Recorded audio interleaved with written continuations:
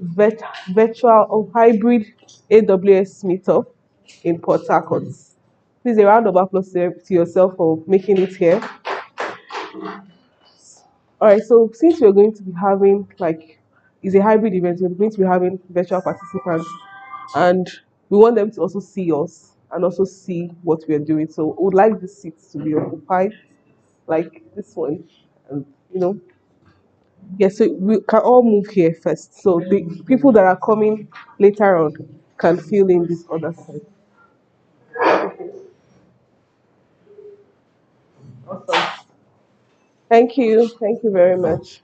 Thank you.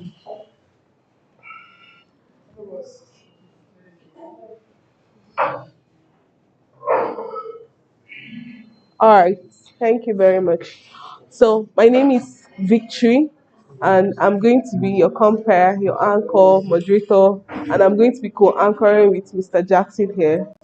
So, we are hoping to have, no, we will have, we are going to have a swell time. Yes, we are going to have a swell time.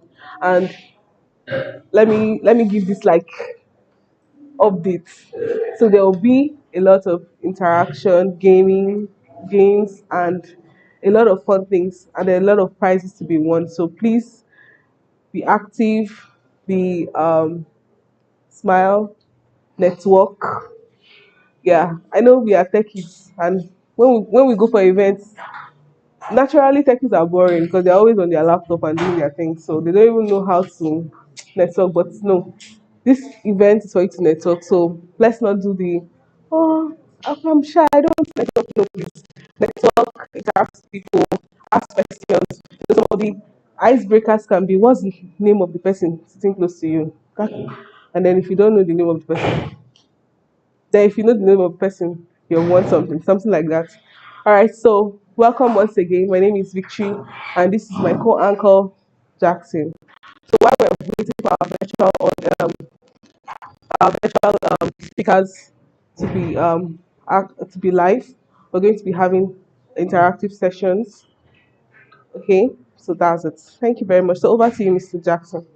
So we are cool and I feel like hugging. Yes. Thank you for making our time to be here today. She's the one that's telling me when you're right, you go you home, you go home. Right? That's how we know the leaders. Who was the last one that you did? I did Echo and we also are right. How should we that woman is celebrated? Parents are not happy, so she went in and she went in and that's what we're doing yesterday. So the first events of its type here in Port Harcourt. We are going to be going. Okay. So we are all here. Like we are strange and it's time for us to move away and Connect. Connect is the yes, word. that's the word. Connect. That's why for example, now we are going to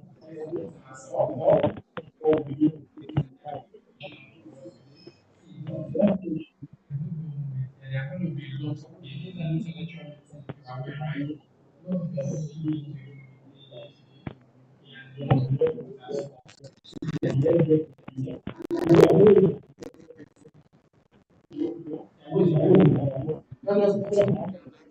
Okay, okay. To further buttress ways to connect effectively, let me give like a, a tip. So this is how you connect. So when you ask someone, what does say what's your name? Ask the person, what are two truths about yourself and one lie, and let the person guess the lie. So that's how you connect. So okay, let me see who gets the lie now. Guess the lie. My name is May Victory, and I'm a virtual assistant, and I love cooking. Who is guessing the lie? I know you love I didn't ask you. I love cooking. Is the lie. No, my name is May Victory. I'm a virtual assistant, and I love cooking. So which is the lie? Why is it so obvious? Okay, so let's have you do that. I'm going to guess your own line, like you guess my own. So your name, then your name is like the truth. So another truth and then one lie. Then we'll guess the lie. Let's try that. Hello. I love swimming. Well, that's difficult.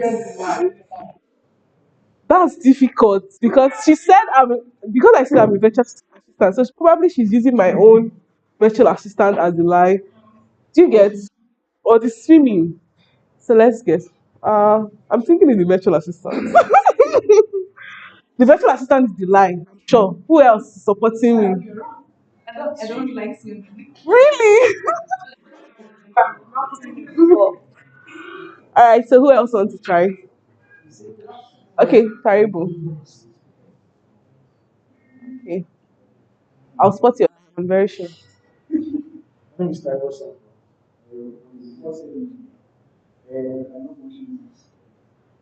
Who doesn't love watching? I love watching. There was You're something like not a front. You're not a front end marketing company because that's like I need to get an award for spotting lies. But this time around, I'll not be the one to tell. Yes. So let's go with her. Let's just go with the assumption not much. So tell us your name, then one truth about yourself, and then one lie. Please make it more difficult to spot the lie.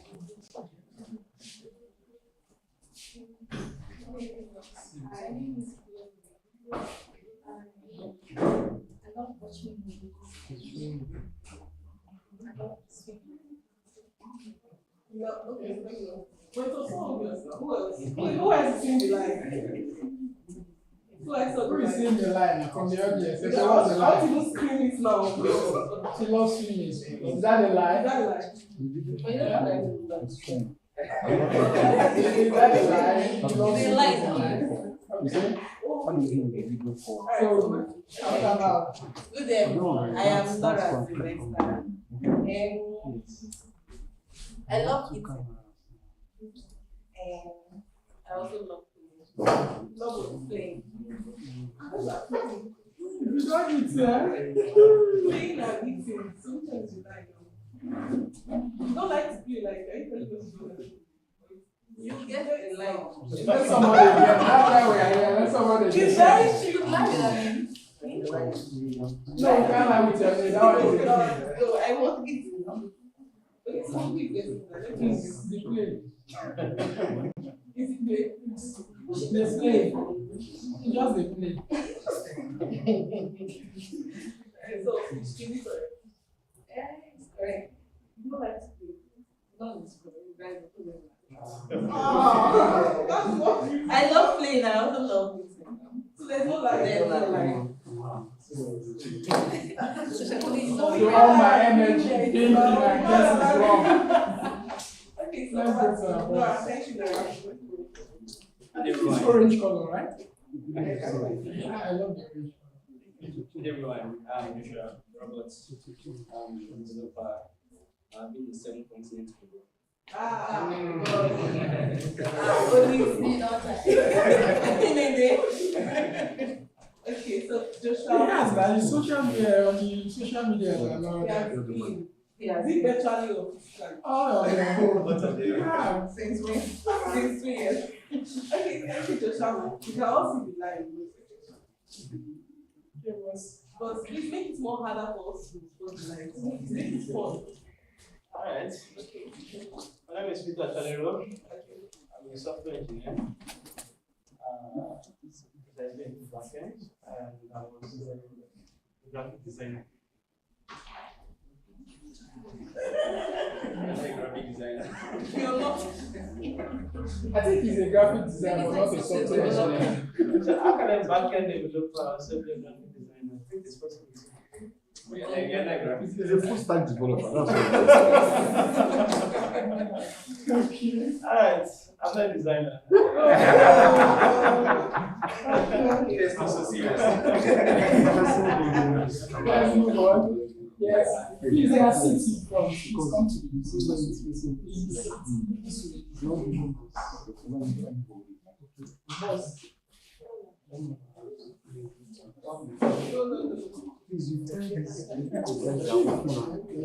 This is like a negative state. It's like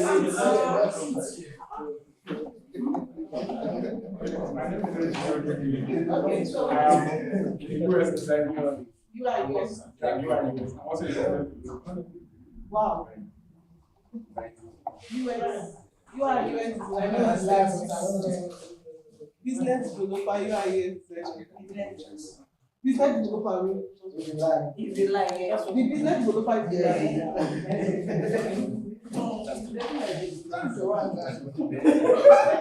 okay, they say you dress like a businessman, so you are US designer.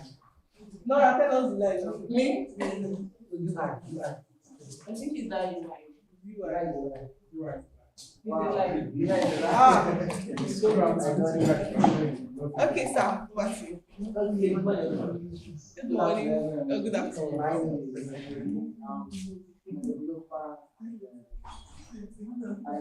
I didn't get your name. Developer and I love cooking. I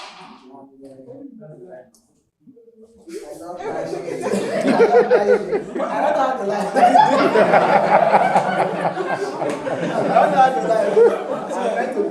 it's a lie that he doesn't know how to lie.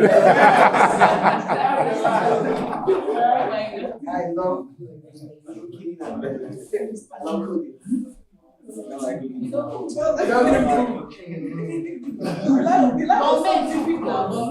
The lie was so difficult that he was really okay, thank you, Mr. Henry. So, what is that? Yes. Yes, sir.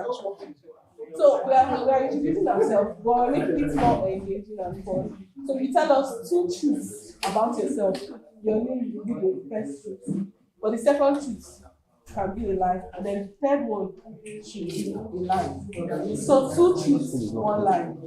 So we now guess the lie. So if you want to try us, test us, make the lie very difficult, and watch us. You can be thinking of your life before they come to you so that we don't have to imagine it with you, okay? Alright. This will be coming in Morris. Yeah. I'm a 19 professional. And then also a marine. I didn't get it. like this. So the truth first. Your name. I didn't get it. Morris, okay. You're an IT professional. Okay, so okay. You don't know what they call it. You ask yourself. If you don't know what they call it, that means that's not you. Are you serious? Yeah. Oh my god. I fell for this one. So which of them is in line? I don't know. I'm not sure there's like between, but I'm an IT professional actually. I'm also I've been to my services before and then next into. So I'm an IT we want to tell the truth is that I'm an IT professional. I'm not. Okay. Thank you, Mr. Morris. So I think should be something. Okay, that's our guest. Okay. Okay, so that should be all for now. So now, icebreaker. This time you're going to win a prize. So I'm going to ask you a random question. So we have already. Can I participate? I want to win a prize. So now I'm going to point somebody. You tell me the person's name, what he said about his name.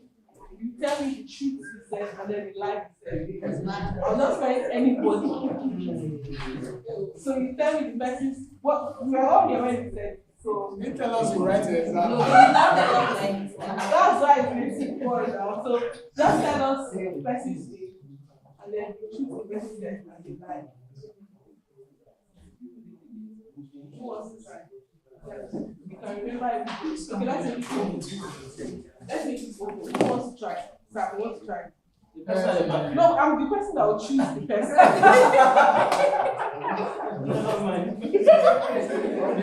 I'm the one that will choose. This camera is not clear. So I'm to choose the person. So who wants to try?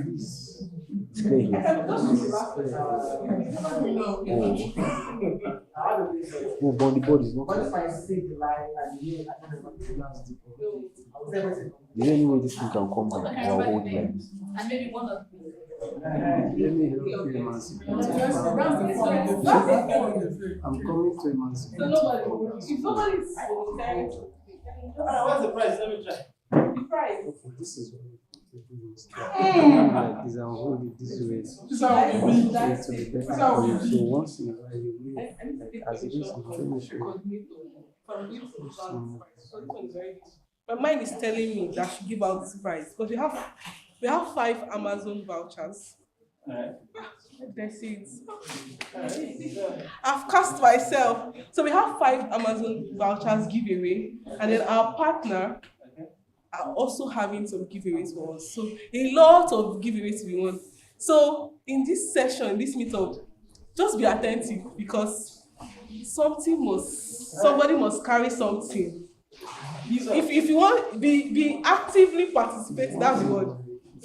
Because that's if you want to leave with a giveaway, like be active because there are a lot of giveaways. So as you're talking now, if the speakers come up, try and pay attention to what they're saying. You can start doing a quiz from there or anything. So and it can be random too. So if I were you, I will not miss every detail of any event, no matter how casual it may look or how serious it may look. Because why? I want to go with something. So that's like update. So now.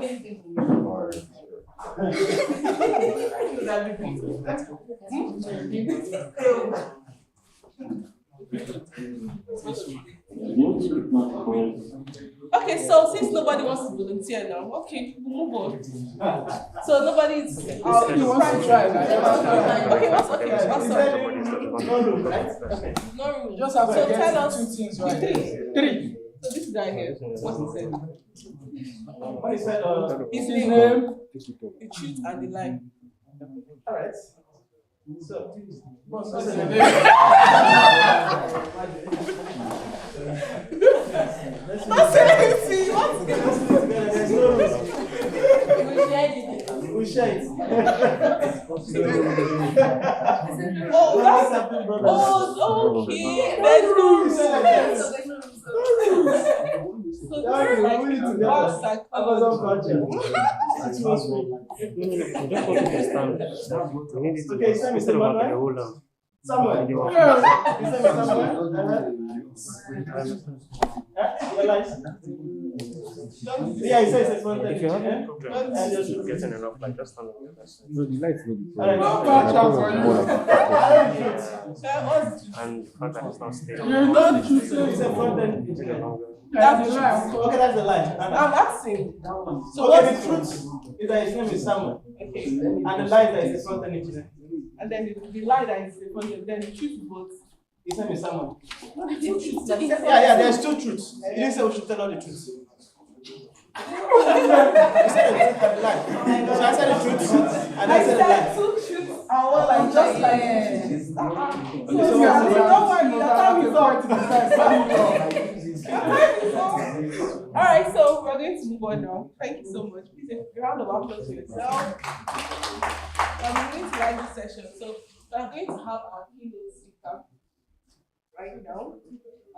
And he's going to be joining us remotely. So let's chill, relax, ears open, eyes open, everything open because lots of prizes to be won. Thank you very much. Please take advantage of this seat here because this thing is going to be coming from the speakers. And if you're here, you're in church, and you want the Holy Spirit to distribute to the person at the back, I wonder how you get to you now. Come and take the advantage now, okay? So I can let this.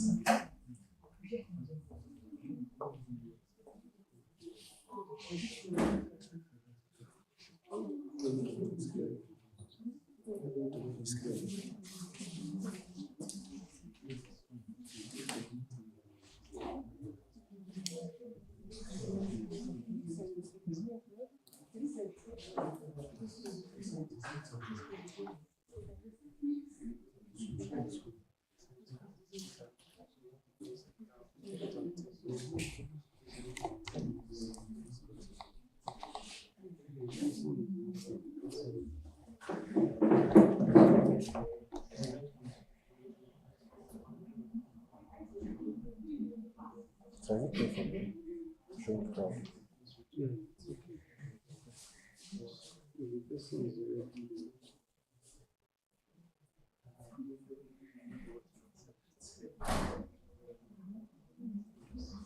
So now I'm using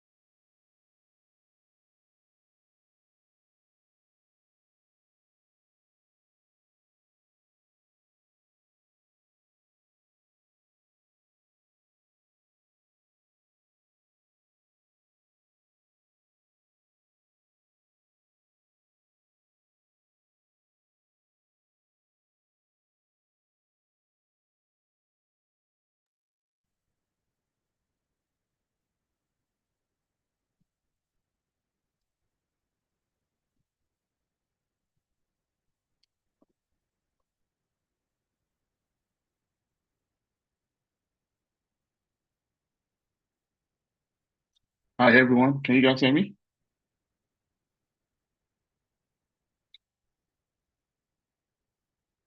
I just want to make sure that I'm audible. Can you guys hear me?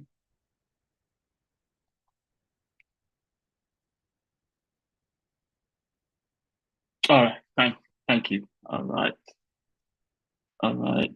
Um, the host is able to share. I can't share my screen. Can somebody allow me to share?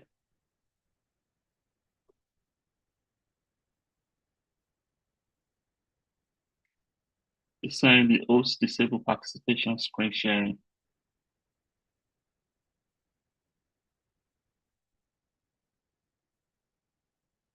Or maybe someone can share my slide, if possible.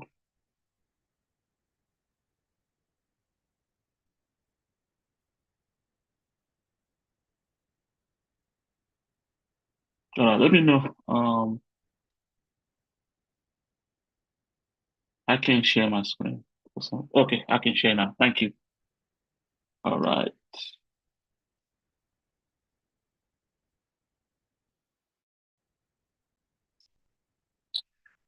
All right. Hopefully you guys can see my screen. Um, Thank you guys. My name is Akin Olu. I am the AWS user group Nigeria community leader, along with other leaders as well. Thank you today for joining this event. Um, and I'm glad to be here. So, good afternoon, fellows Cloud AWS fans. I hope everyone is excited to dive into the world of AWS topic today. We have an amazing speaker today from AWS, so I hope everybody's excited as I am. So before I embark on this journey, I like to share a little cloud computing joke. So one of the joke is, why did AWS cold storage service throw a party? And the reason is because it's known how to keep things cool without breaking the ice. It's just a little joke, just the ice and the break. But don't worry, we ensure your AWS relationship are smooth and successful today, this afternoon. Just a little personal experience story. As I stand here today, I was presenting. I can't help to reminisce about my early days of AWS. It was like exploring uncharted territory. Like most of you, probably know what I'm talking about. And it was overwhelming with a lot of services and all different things. And we have been here, right? Uh, Starting your AWS journey, trying to, get into AWS, but it seems like, where do you start? And why we created the community is to support each other in the cloud endeavors. So believe me, if I can go from being a cloud novice to confidentially navigating to AWS, I think anyone can can can do that. So my journey with AWS has been more than, I would say, probably more than 10, 15 years. I was as novice as everybody. There wasn't a lot of AWS when I first started AWS user group, but it has grown, and we're glad that we have AWS user group Nigeria uh, right now. So let me go back and start the introduction about AWS Nigerian user group. The origin, I will talk about a little bit. So this group was discovered or was created as an opportunity to create and promote a vibrant community centered around AWS services in Nigeria. The community has grown significantly. We have grown from initially, it was started by a lady called Kevin. She started the group as a curious and enthusiastic about cloud AWS. And since I joined, we've grown the community and other leaders as well, from 1,000 to about 4,000, and with about 1,000 active members on WhatsApp group, professional in Nigeria.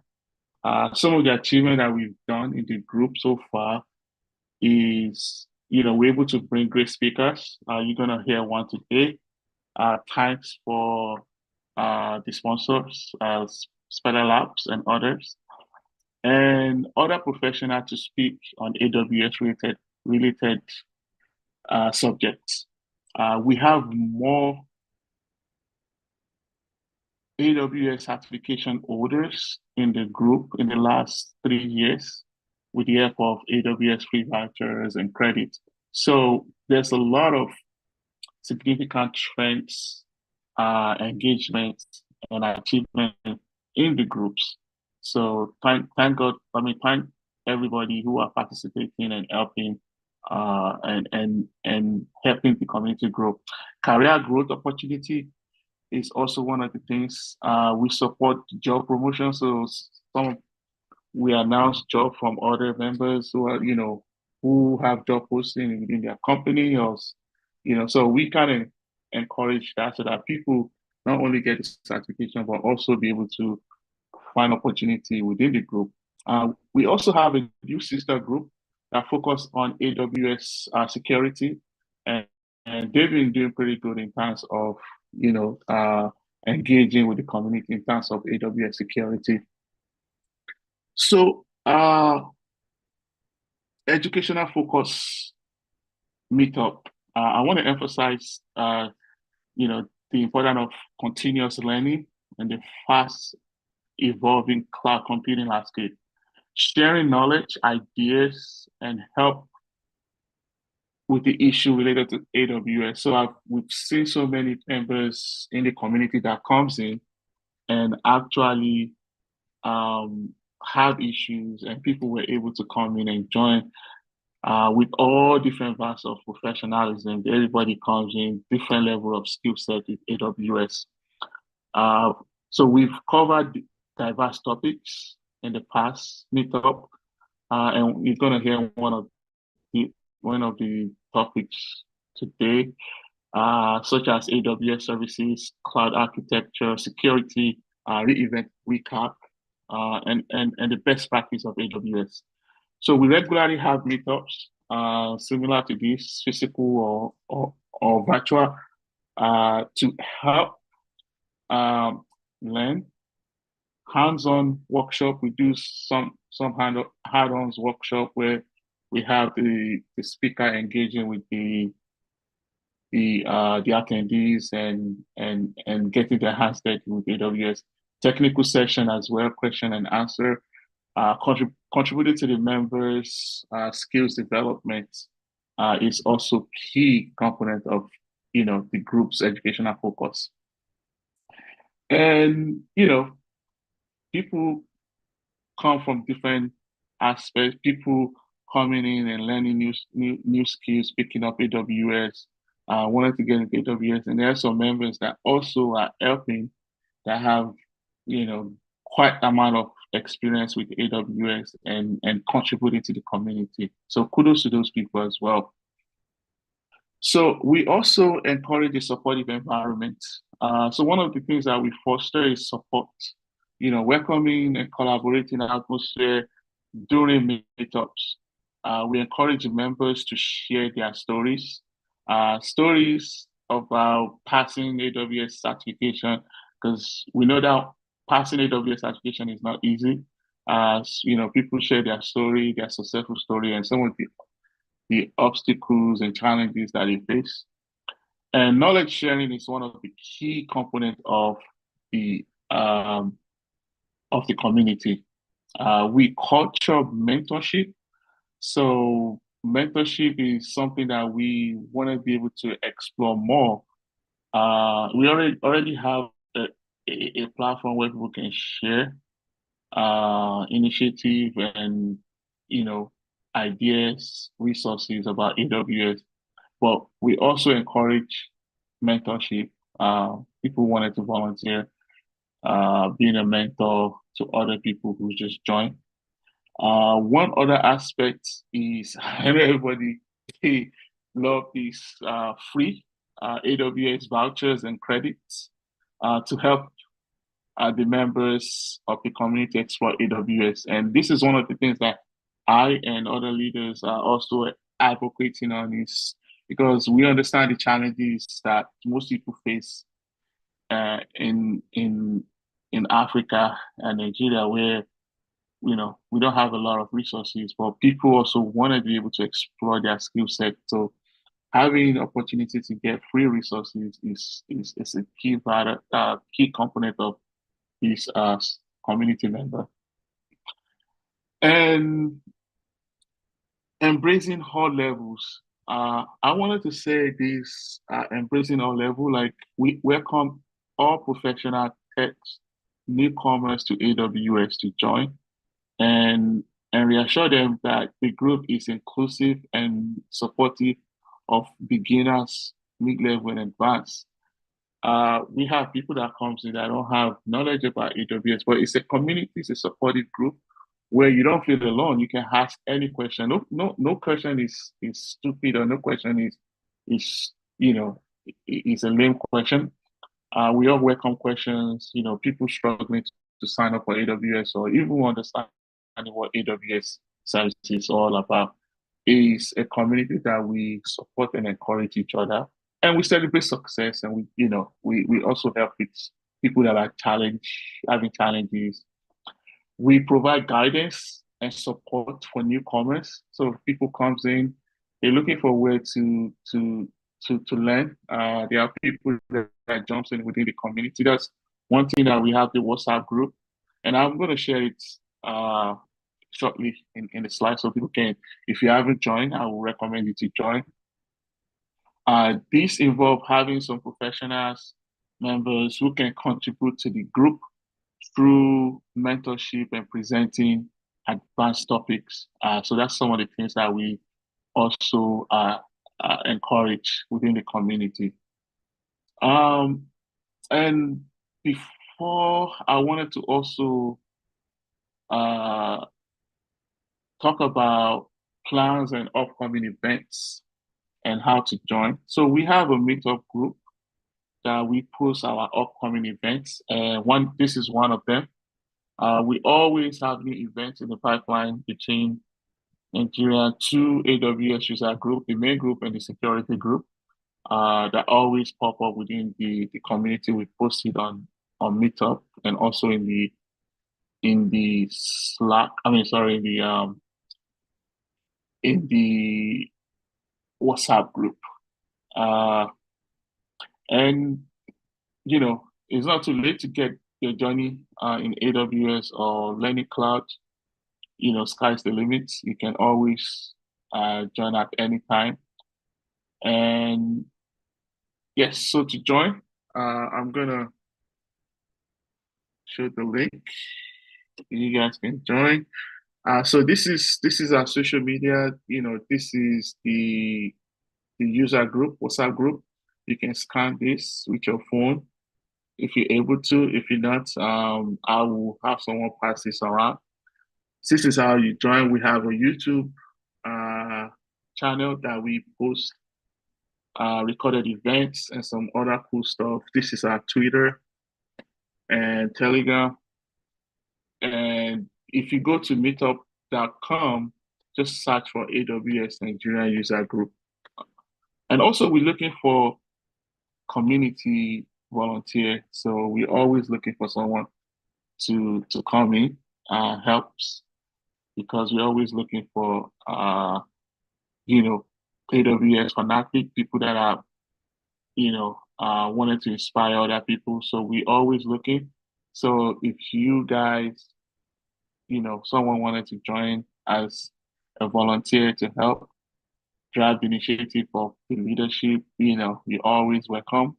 The group is not owned by anybody. It's not owned by me. It's not owned even as the leader. It's just we are volunteering to help drive one message, which is to empower people to be able to encourage people, support each other, and promote AWS uh, agenda that we all like as AWS fans.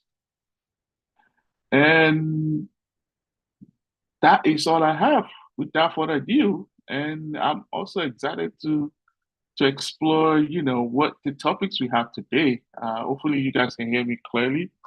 Um, yeah, so if anybody has any question, please let me know. I'm always going to be here. So I will pass it on to the our next speaker of today, which is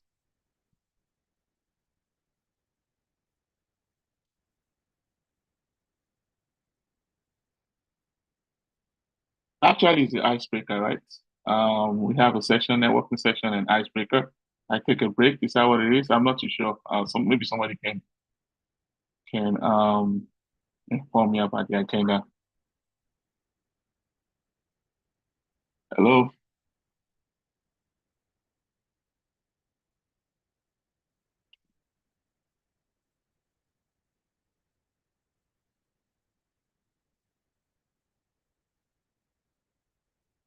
All right. I guess we just wait for somebody to present the next agenda.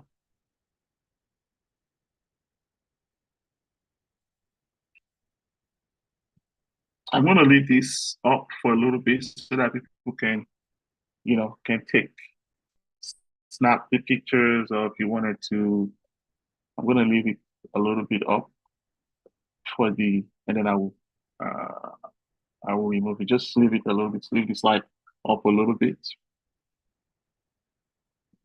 Thank you, everyone.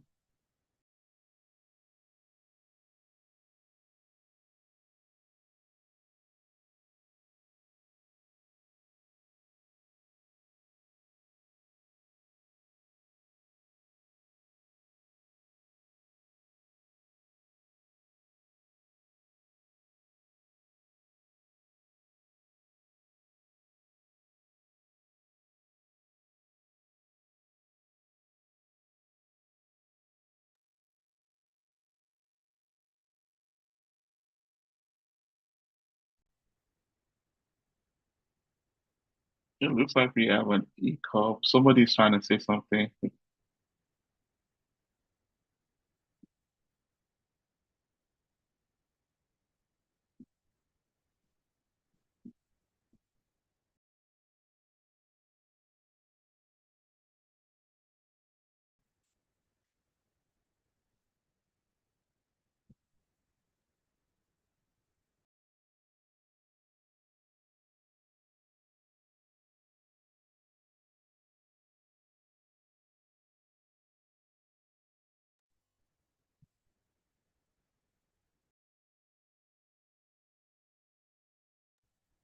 I think somebody has to mute, or maybe somebody needs to mute themselves.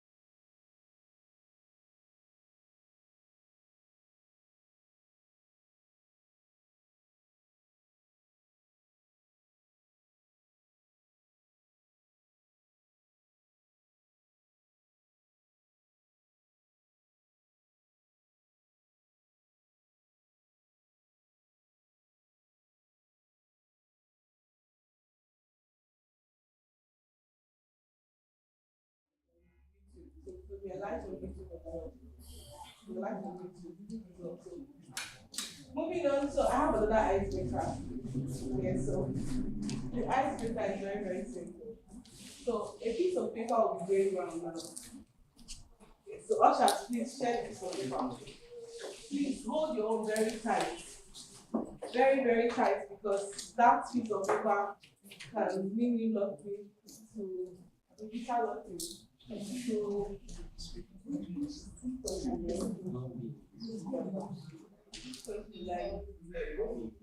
okay, but just hold it because we're going to be having another icebreaker right now. So please hold your piece of paper very tight as I'm going to activate this session. I wish I had that one to give me a real sound. No, no, no, no. That kind of sound now. That's what it's like. So this is going to happen. This is going to be happening virtually. But I want to share everybody has a number. Please, what's the highest number? 75. 75. Okay, awesome. 75.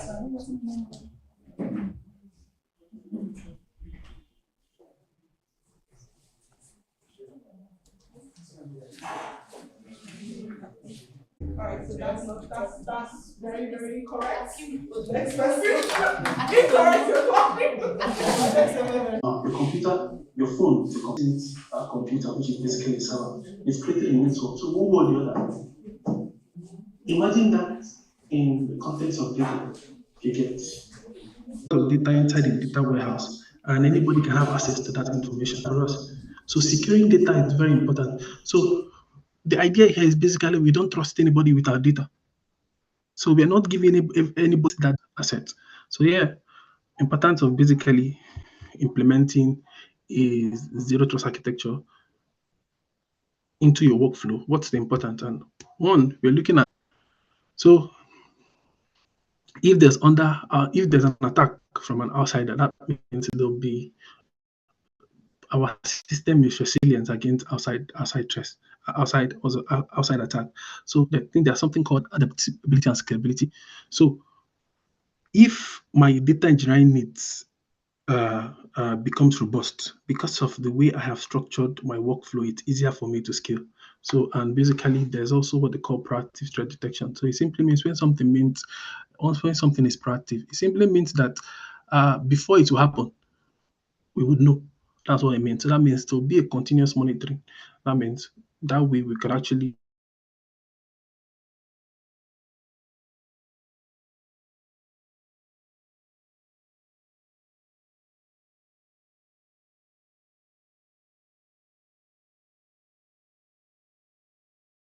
confused.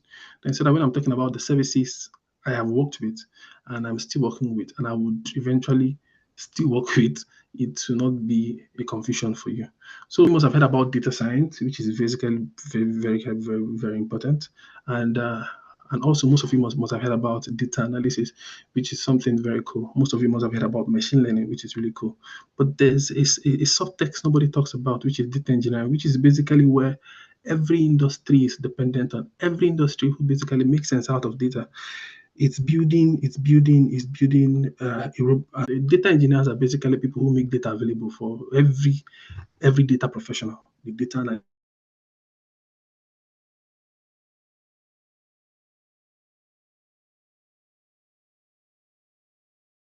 so databases, and I'll try to see how just imagine where I can store data.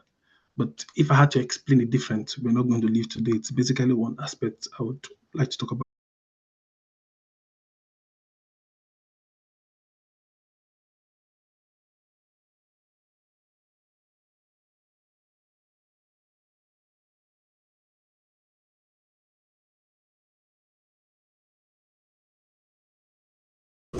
Always verify the person, which is the first thing I mentioned initially.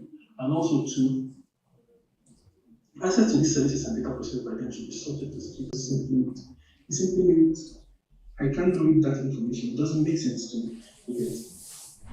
So that's what it simply means. So we're saying I'm just using that as an instance. So I'm saying that one of the best practices when it comes to dealing with data encryption and key management, one is making sure that when you're dealing with very highly sensitive data, obviously, make sure not to make sure. So the same thing happens with data. So sometimes the raw data form can be as messy as hell. So the key thing here is it stands for, when something say as it hot, as it come, as it done. So that's what it simply means. That means as it hot, that's what it simply means. For Nigerians, now for non-Nigerians, what does it simply mean? It simply means that, okay, why I'm requesting for the information and using it as once. So that's what batch data processing simply means. Okay, I can collect certain information per time. Maybe I could basically set up to say, okay, every 30 minutes, I want certain information. So in certain batches. So that's batch processing, same time and in terms of batch processing.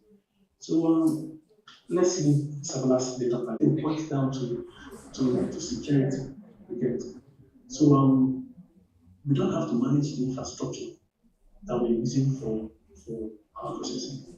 So what does that simply mean? It simply means every infrastructure needed for our transformation and processing, we don't have to manage it physically by ourselves.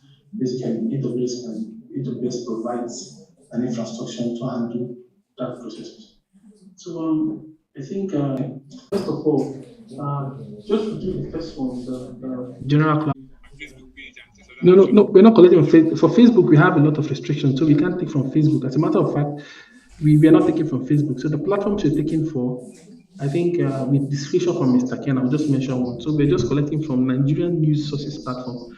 We're collecting information from Sahara Reporters, Vanguard, and which is basically to use the word I don't know. And that's what I'm going to tell you. Honestly, right now, I don't know because I'm not in that shoes right now. But I'm sure Mr. Ken will have something to say about this. I'm very certain. He has worked with a lot of people. Like, so he has something to say about this. But definitely, you sound very smart. If you're in that shoes, it simply means what we care about is your brain. So pick your brain. Okay, but before now, I need to ask my own question. Just one question. Okay. One question. Please, did you guys hear what I was saying, or was I talking too fast? You guys heard? Oh, thank God. Okay. Oh, thank you. Okay. Thank you very much. Okay. Okay, let me just go ahead and ask. Let me not make it like Frank the Old, I'll make it one thing and then want to make everywhere tense. Udam is here also with his wife, and of course, my dear sister.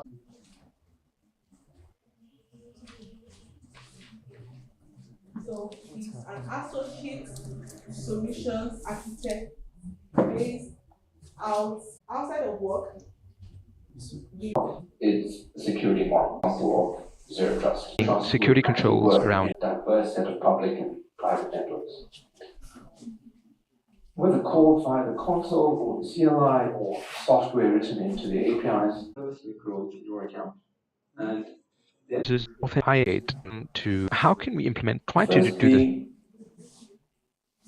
The machine-to-machine use case, where we look to reduce the surface area of systems and typically. And then yes, it must be a word now. So it can't be a sentence. So who wants to try? Four persons. like the gender balance. Please clap for the people that are volunteering. Let's clap for them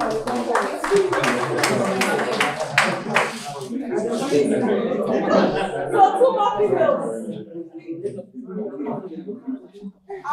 I've already explained the game, so it's not hard.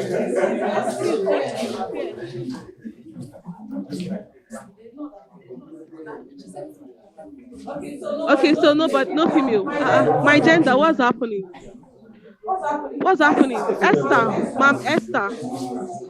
Really? Oh my God. She has won something before, right? Okay, you haven't won. You have actually. You have. Yeah. Just in case you don't have to win, you can't take that risk. So who else? No female. Oh, precious, awesome. Volunteer, please come and join. We have to. Oh, now it's balanced. Gender balance. All right, All right, so so your your time time starts. starts. You don't You don't have have you have just 3 seconds. so if you want So if to you want to think in three think in three seconds. So seconds. So if if three 3 seconds seconds elapsed and you elapse and didn't you come didn't up with come up any with any word, word, just just gently. gently go and sit down. We'll clap for you as you're going down. Okay, so it must be around technology, information, communication, ICT, tech. So let it be. The words must be around it. All right. So are we good to go? Are we ready?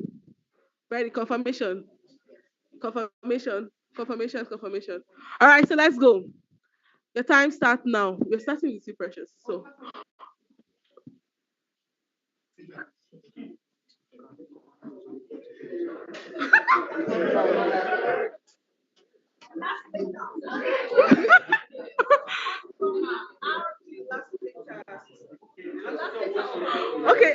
okay. Let me. Okay, you know what? Let's start over again. Let me explain it very well. Maybe when I was explaining, you didn't get it. So let me explain. The last letter of the word that the person mentioned, you're going to start a word that starts with that letter. You're going to say a word that starts with that letter. Like that. So the end, like that. You get it now. You get it. So we've all gotten it now. All right. So the time starts now. Please.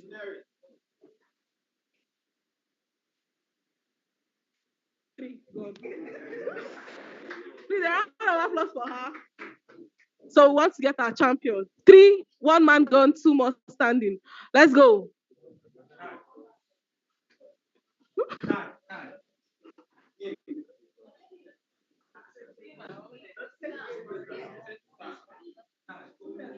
You said what?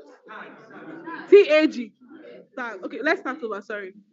All right, so at the count of three, three, two, one, go. 3 seconds gone. Thank you very much. Please, a round of applause for him. So this is like the battle line. Two man standing. This is where we get our champion. So let's do this. 2, 3, 1, go. Uh, algorithm. Please let's clap. Thank you very much. So let's clap for our overall winner. Our overall champion. So the algorithm was. So sir, what's your name, sir? Miss Raf. Okay, so a round of applause for Mr. Raf. He's our overall winner. Thank you so much, Mr. Raf. Okay, so I would like we have 4 winners now, right? 4 or 5. 4. It's 4. 3. Okay, 5. Mr. Ralph now is the 5th winner. So now we're going to move over to the next icebreaker. This is going to be done virtually. All right. So I'm going to. It's called a roulette wheel. A roulette wheel. So we'll need So how do we select the people? Because I need only 5 persons. How do we select 5 persons that will use their name to do the roulette wheel? Let me go to the site.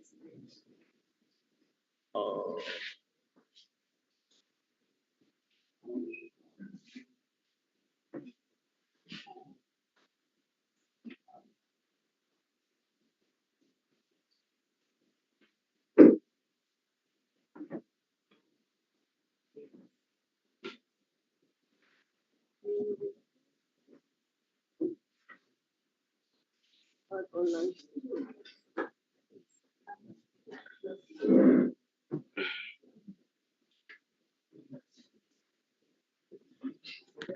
So I need 5 representative. So how I'm going to pick that 5 persons is to ask the names of the speakers that have spoken so far. So I'm going to just ask random simple questions, and then we can put.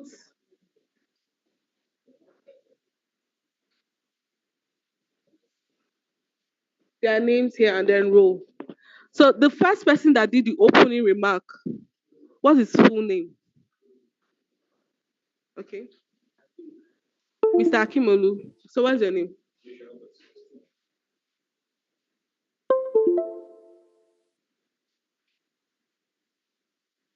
Did he get it right? Yes, he got it right. Oh, our speakers can hear us. Oh, that is so nice. Oh, really? That's so good to know that you can hear us. Thank you very much, sir. Okay, You're so welcome. the next question is the speaker that gave the keynote presentation. What's his full name? Is it Divine Okun? Ah, keynote. Okay. No, it's not Divine Okun. Okay. Yes, Mr. John John. So thank you very much. A round of applause for him. So what's your name? Maurice. Okay, so we have Maurice.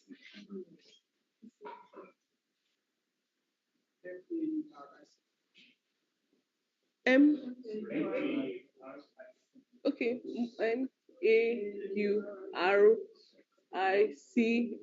Oh, this Maurice. Okay, so the question number 3 question. What is the theme for this event? The theme for this event. This event that the meetup. What's the theme? I'm supposed to say everybody's hand, but it's just few hands. You have answered before. All right, so you zero trust on AWS architecture. That's not okay, yeah. Zero trust architecture on AWS. That's correct. So it's on your tag, Sam. So like the answer is written. Okay, so a round of applause for him. So your name? Samuel. Okay, so we have 2 more persons. So 2 more females. 2 more females, please. Enough of the males. So for balance. So now the next question. What is the name of the key organizer? Okay, let me not put it that way. The organizer or event coordinator for the meetup. We have been seeing him. He's even the he was even the one gingering us, telling us the what of this voucher. We don't know his name. Okay. All right. Full name. Full female. Okay, we have a female. Sorry, that's not the full name. Okay. Oh, there's another hand. Okay.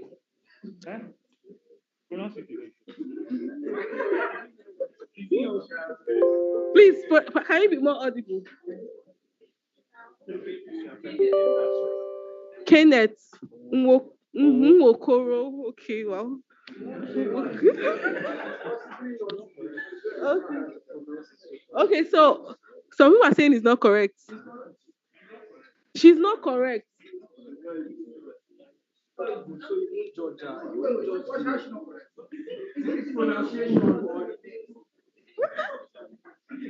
Please, what's your name? What's your name? Esther. Please, a round of applause for Esther. Please. Mr. Kenneth Nwokoro is our event coordinator. Okay, so one female. One female. And then the question. Exactly. Now the question. Mention what is my name? My full name. Baby.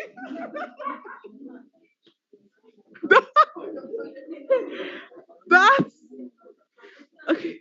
Okay. Okay. You're actually correct. Thank you. What's your name? Okay, Deborah. Okay, so let's spin this very fast.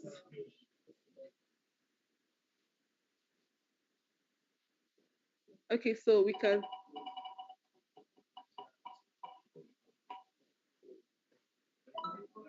Deborah. Please, a round of applause for her. Okay, so thank you very much. So we have two winners from this session. So moving on, we are going to have a goodwill message from Mr. Uche Aniche. Please, a round of applause for him as he comes up now. Clap until he gets here. Thank you so much. Yeah, thank you, sir. Sorry, let me put this here. Okay. I guess I can put this here too.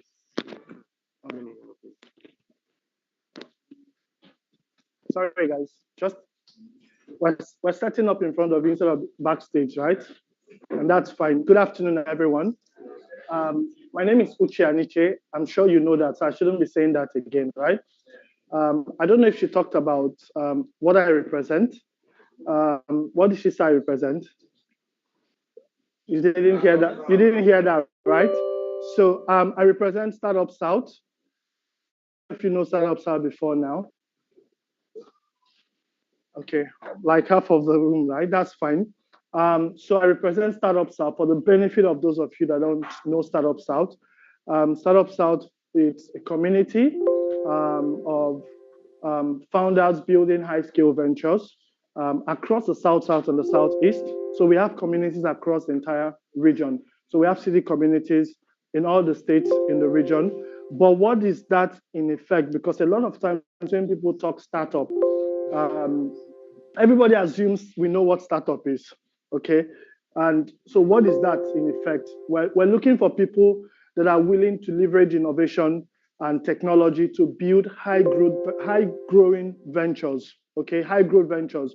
So people that are willing to leverage innovation to solve problems all around us, and especially problems that can scale up, solutions that can scale, okay? That's what we're looking for. Thank God you're here today, courtesy of the AWS Meetup, right?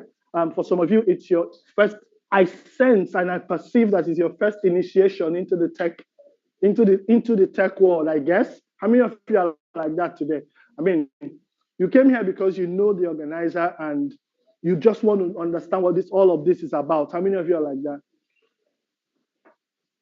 Just, no, don't be, I mean, there's no shaming, okay? I mean, it's normal. For everybody, there's always a first step. There's always a first time for everything, okay? So don't be ashamed to admit that. What's important is now you've taken the first step. The next step is to actually get deeper because yes, technology is deep, right? But it takes like getting into the river. You first put deep, you first put your leg and test the waters, right? And then the next thing is to take the step. Then after you've taken the step, the next part is to actually go ahead and build solutions from what you're getting. Do you understand? Now, sounding the alarm, everybody cannot build businesses. So some of us will end up working for people that are building businesses. Do you understand? But understanding the entire process is important. Understanding is important. There are people, a lot of people are today trying to pressure or being pressured to get into tech when they should remain the accountants that they are already. Do you understand? They should remain accountants and work with people who are building tech. It takes a little bit of knowledge and understanding to work in a startup. The same accounting principles, just a bit of dynamism that you need to add as an accountant, and you become a startup accountant, right? You become a financial analyst, right? You become a product manager. People don't understand that product management is actually a bit of a deviation from project management. Do you understand? The difference is, hey, I have to now talk to the client, I have to talk to the team building the stuff, I have to talk to the managers and bring everybody's perspective together in one house and try to achieve a product that solves the problem. That's what product management is, right? So there's a lot of things for people, for everybody in the startup ecosystem. Okay, so don't be one of those people that get pressured into learning to code as if that's all there is to being in the tech space. Okay, it's one of the reasons why we decided not to build another tech community. So we're building a startup community instead, right? So if you're a lawyer, you're an accountant, you're whatever, just feel free to come and mingle with people who can code already, okay? And understand what it means to build it. And hopefully you can for non-technical co-founders, for instance. We're looking for people who are finance people, who understand the financial terrain, okay? Who can bring in their expertise as people who understand finance to build a fintech company. Do you understand what I've just said? So that's the whole picture. We're looking for people who are lawyers that understand the law terrain, can bring their expertise, can see what the needs are, can see what the gaps are, and say, hey, you know what? I can see this gap, and I think we can build solution around this. And so I need to partner with a technical co-founder, which means somebody who can code and program to build a solution. Okay, so in a nutshell, just a lot of times people say, oh, he's talking startup, so it means he's talking about tech. Sorry to burst that bubble. I'm not talking about tech. When I talk startup, I'm not talking about tech. Tech is a component of the entire thing, but not the entire thing. So it's usually not equal to tech, right? Why am I saying all of this? Because you work in places today where you are observing gaps, right? You are observing gaps and you're seeing problems that needs to be solved. Some of those problems can be solved leveraging technology at scale. But because you do not know, you are only reading in the papers that somebody has, one company has been funded, gotten investment, $300 million, or they've been sold. But you don't understand how all of that works, right? And then you ask, oh, I can start this business, but the next thing you want to start is a small business. Do you understand? We need to break that chain, and that's what Startup South is about. And so we try to make sure that we build the support, find the gaps that exist that inhibit the establishment of this kind of things and make them happen. And so we're working with everybody to provide the support. Thank you, Oga, for making this happen. And of course, we're here to support as much as possible. And in closing, there's something I want to say. So as many of you that are already on that space, on that lane, right? We partner with Zoho to provide you. So you need CRMs, you need to host your emails, you need content relationship management, relational management systems. You need plenty things as those of you that want to build a business. So if you go, I don't know if you have that link. If you qualify, you're building a business and you qualify with our partnership with Zoho means that you can get almost 470,000 naira in credit, in wallet credit, and you can use any of the Zoho tools for the next 1 year until that money finishes, right? So, which means, hey, my accounting, my invoicing, I don't need to struggle with my invoicing because Zoho has an invoicing tool, right? That you can use. So apply to the tools. It's zoho.to/startupsouth. If you get that link, you can apply to that. So thank you very much, everyone. Look forward to connecting. You sound like you want to say something. Okay, well, let me just stand on my brother. So we are working on a partnership. So we are supposed to commence our incubation program for startups. So we're going to make a call shortly. So keep your ears open, keep your eyes open. You can sleep, but don't close your eyes. You know what they say, don't sleep on this one. So in summary, what he's saying is that everything I've said to you now, if you want to start something and you're looking for support, in a short while, there's going to be a call for you to apply with the idea that you have, and the best ones will be accepted and incubated something we're piloting, and we're going to take it around the entire region with different hubs. Okay, so don't sleep on this one. Keep your eyes open. Cheers. I guess I get to hand this over to you. Yes, of course. You have to. Before I carry on, the time is up. Please, a round of applause for Mr. Uche Anuche. Okay, so moving forward, we won't be, like I promised us, we will not spend so much time. We'll keep to time.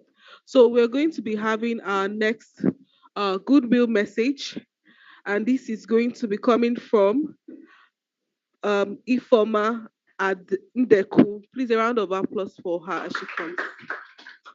Thank you so much, Ma. Thank you. Please, let's keep clapping till she gets here.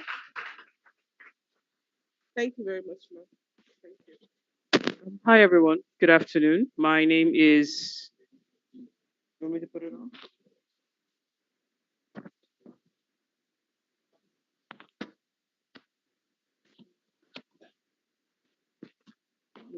Let me just take it up just a little bit.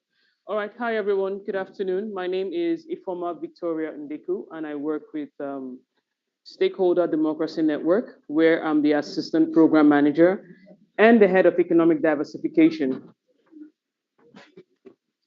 Okay. Thank you. I thought I had a loud voice, but apparently I don't. Okay, thank you. Um, so first of all, I want to say thank you to Ken. Um, when I see people do this, I just, because I know what it takes to pull, this kind of a program together. So I really want to say well done to Ken and his entire team. Please, a round of applause for them. We run a hub called the Ken Sarawiwa Innovation Hub, KSIH. Maybe you may have heard about it. So that's us, Stakeholder Democracy Network. We manage that hub. And like I said, I know what it takes to pull these kind of events together. So well done to Ken, well done to the entire team. For me, I'm a development economist. I'm not a tech person, but I run tech programs. And the reason is because I understand the power of tech. For us at SDN, and the units that I had, economic diversification, our goal is to try to see how we can position young people for a post-oil economy. We live in a world right now where there is a lot of call for zero net emission, and Nigeria has that goal. We have a goal to increase our usage of renewable energy by 2030, and then we have that grand goal of not using anything fossil fuel by 2060.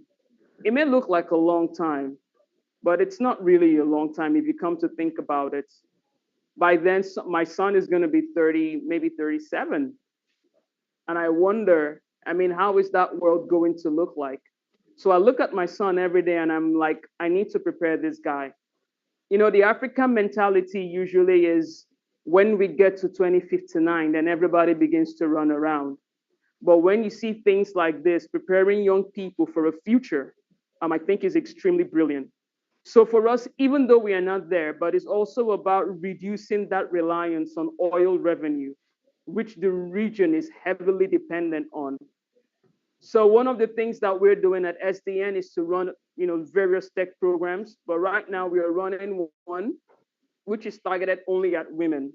Both women running businesses, women who are unemployed, or women who are looking to leverage on tech to improve their employment or their employability. So we're targeting 1,500 women for the program ends in 2025. We commenced in September, and SpitalHub is one of our partners. And like I was mentioning to someone, please a round of applause for SpitalHub. The beautiful thing about this program we are planning to deliver, in the past, I'll be honest with you, we've delivered tech programs where we train people for 3 months, for 7 days, but we know that's not going to get anybody anywhere. If you really want to go somewhere in tech, at least 3 months to 6 months. So our program is going to last individual where we're training people in web development, digital, data analysis, digital marketing, content creation. And at the end of the digital training program, you are employed, you are better positioned, in your company, to gain promotion. If you're not, then you are also positioning yourself to gain that employment. If you're running a business, then perhaps you could leverage on tech to improve, your business outcomes. So I'm very passionate about all of these things. I'll tell you the truth. I didn't understand half of what was said, but I was happy, I'll tell you the truth. I didn't understand it. But as a development practitioner, what I did was once I came in and while Johan was speaking, well done, Johan. I looked around the room and I was quite impressed that I could see young people, I could see women that are probably passionate and enthusiastic about it. I'm at an age in my life, I don't know if I can delve into tech. I don't know, maybe Ken, you could advise better, but okay. But if you're young and you are here, please grab this opportunity. This is the future right here. This is the future. Grab it. If you didn't understand it, don't worry. Please, meet the organizers. Ask them, how can I learn more? How can I know more about this? So once again, thank you to everyone who participated. Thank you very much. Yeah. Let me mention, you could do very well in data analytics. Data analytics. Yeah, that's something I've actually thought about, but yeah, maybe you could teach me for free. Free? Free? All right. Thank you all. Thank you. All right. Let's keep her. Sorry.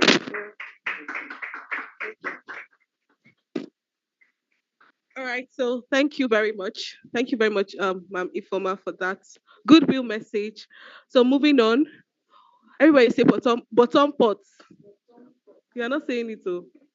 Everybody say bottom pots. So we have come to the bottom pots. This is where there's this saying that if you eat burnt jollof rice, that down part, that's where all the ingredients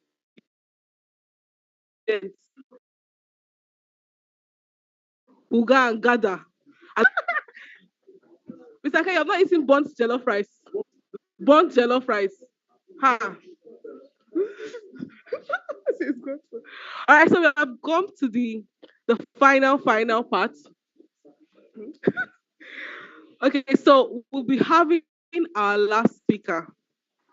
And guess what? This speaker is not virtual. So we'll be having virtual. So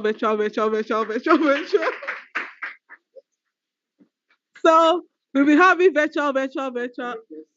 Okay. We still have a lot to give away. So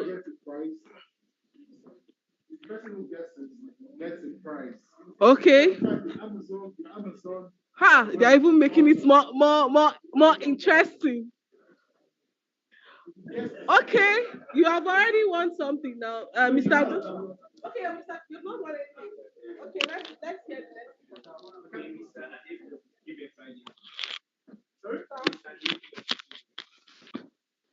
Mr. Who? Then the last one is last name. The full name. Are you checking your phone? Mr. Anefio Gabriel Friday. Final answer. You know we have Mr. Ken. Final answer. Okay, let's. Not a final answer. Before we move. Okay, so Deborah, you've already won something. Stop raising up your hand now. All right, so final answer. Please a round of applause for Mr. Joshua. He just won himself a $25 worth of Amazon voucher. Please clap for him now. All right, so I'm going to be reading Mr. Anefio Gabriel's. I think we have two more. Oh, but okay, we have 5 winners. We have 5, 3, 2. Okay, 2. It's 2.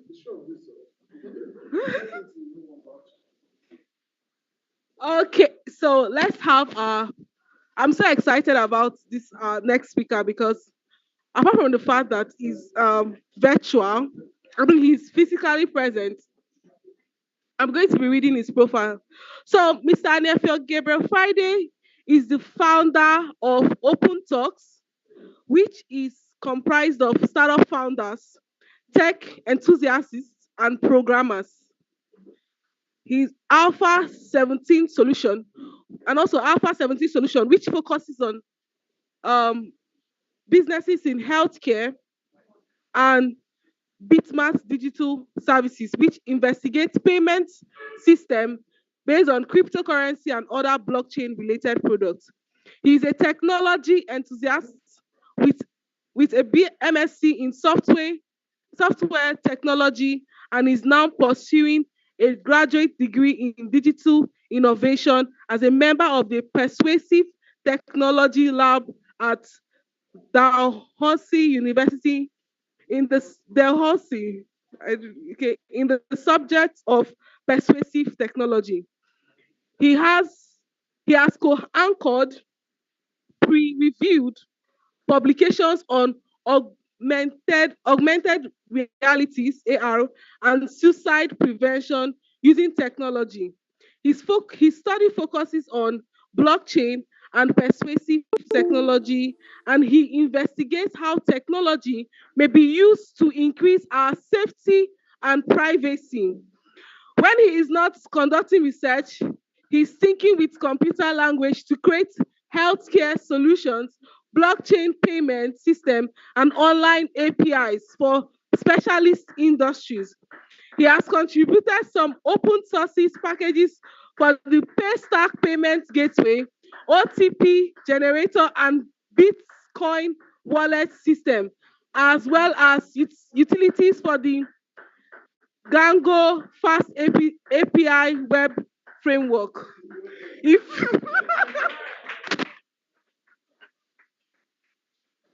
please, a round of applause as we welcome Mr. Anefio Gabriel Friday. Please, a round of applause for him. Wow, wow. Welcome, sir. Thank you very much. Yes.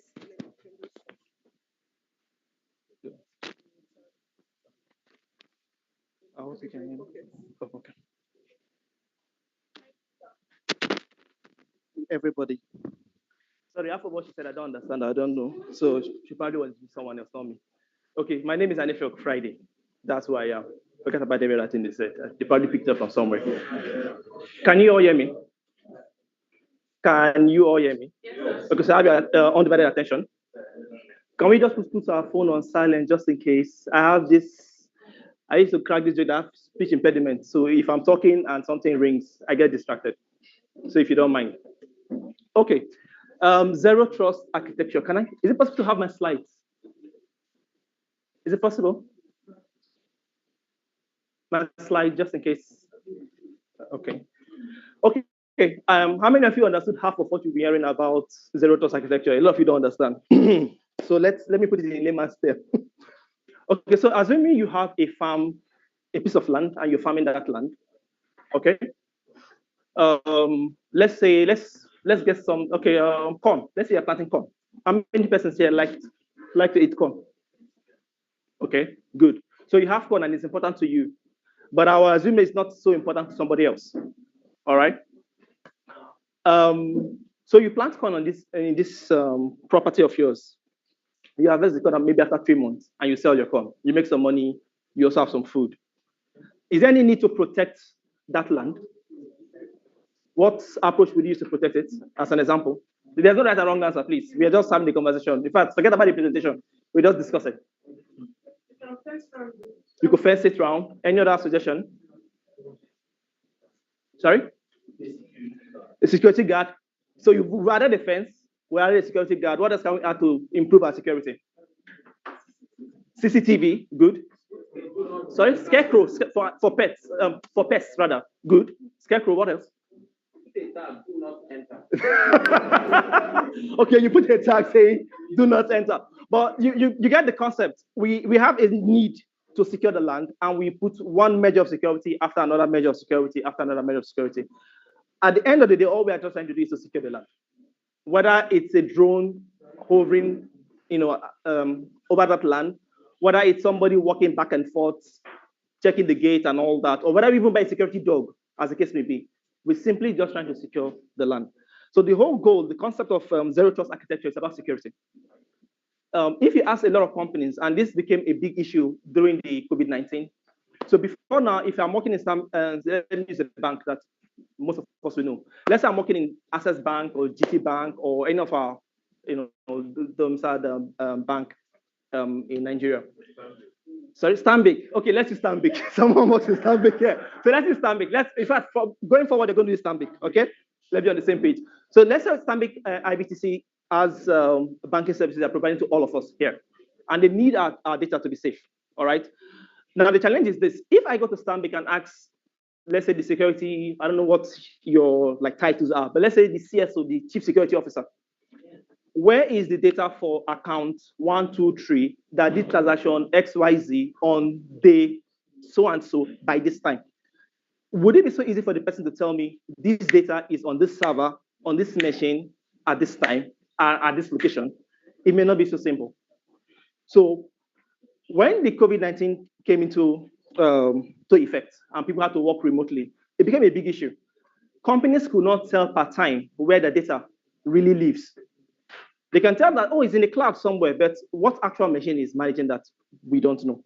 So when we start looking at zero trust architecture, we're looking at models or security models that could help us be on the cloud, where we don't physically have control of our devices or our storage servers and things like that. And at the same time, we have enough confidence to not worry whether this data is safe or missing or is being tampered with by Amazon or by Google Cloud or Azure, as the case may be. Are we following? So it's about security, one layer over another, over another. Now, another question I would ask, do you think there's any flaw in this security model we have? That's the one we talked about, our land. We have a fence, we have a dog, we have scarecrow, do you think there's still a weakness in our security model? There is.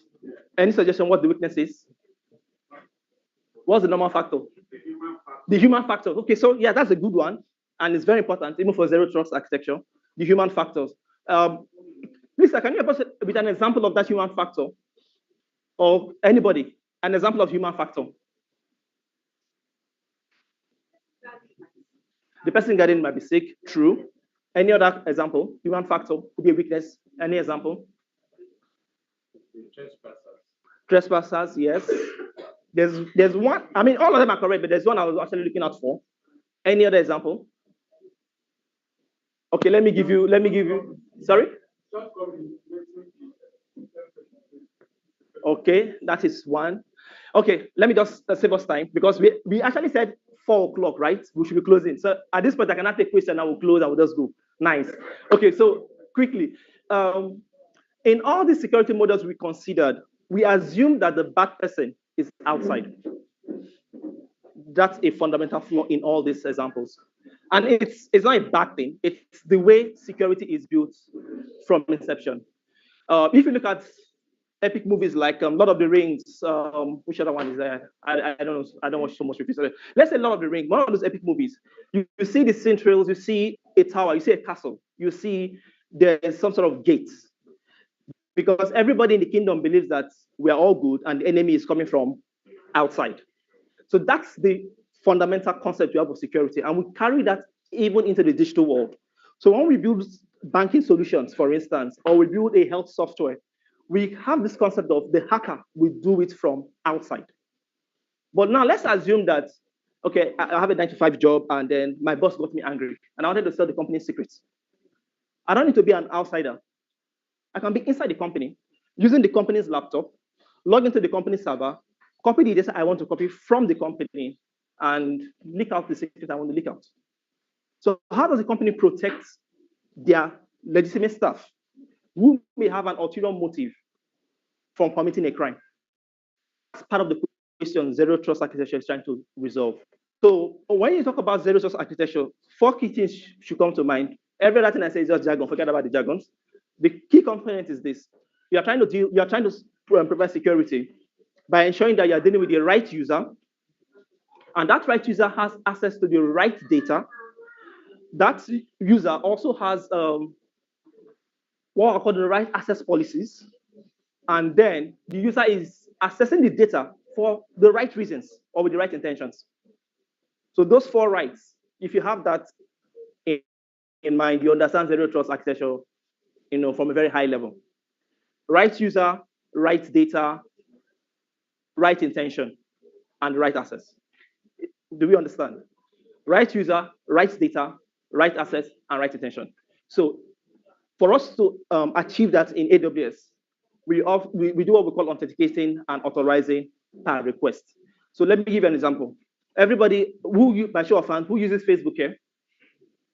Facebook, Instagram, Gmail. Okay, a lot of people. Have you gone to a website where you see something like sign up or sign in? Then you also see an option of sign in by Google or sign in by Facebook. You've seen things like that. Okay, so that will take me to my topic of data privacy. But I'll give it, and they tell me, go to Google and sign in. Why are they doing that? Any guess? Security. Yes, security. So what the company is basically telling you is this: we don't want to take the headache of storing your information, knowing who you are, and all that kind of stuff. But we trust Google. Google is a very big company. They have servers like everywhere. They've been running this thing for like donkey years. They can handle it. So they send you to Google. Google validates your identity and say, oh, yes, you have an email with us. It's something at gmail.com. We know this guy. Then they give a token to this third party and says, guys, he's our person. We've given him this registration number, 123. Use this registration number, what we call a token. Use this registration number and allow this person to have access to your system just for this period of time.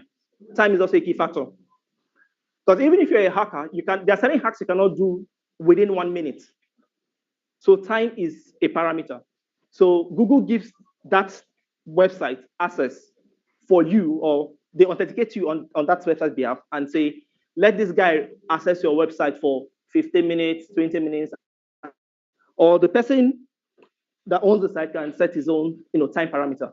But the concept basically is every request you make to a site like Facebook, every post you make on a platform like Twitter, consider those as requests. You go to a server, you ask for a kind of job to be done. The server takes that request, processes it, and gives you a response. Now, what AWS is doing when it comes to zero trust architecture is saying, for every single request you make, we are going to ask you for your password and your username and your password, in quotes. Why I say in quotes is this: you don't have to log in again per time. With the first authentication and using the policies that they have, one of the speakers, that's Divine Nicole, mentioned IAM. So what that service does basically is authenticate the users. So tools like that are used together in synergy, and they per request that this is this person. And how do they do that? They have things like device parameters. So for instance, I'm using a Redmi Note, okay, I think it's Note 10 mobile device. That mobile device has a unique number or some sort of serial number. Let me use serial number, which all of us are familiar with. It has a serial number. It's a particular manufacturer, and I'm accessing, let's say, Twitter from Firefox. So when I make that request, all that information is sent to Twitter. The browser is Firefox. The phone is coming from this IP address. The IP address is coming from Nigeria.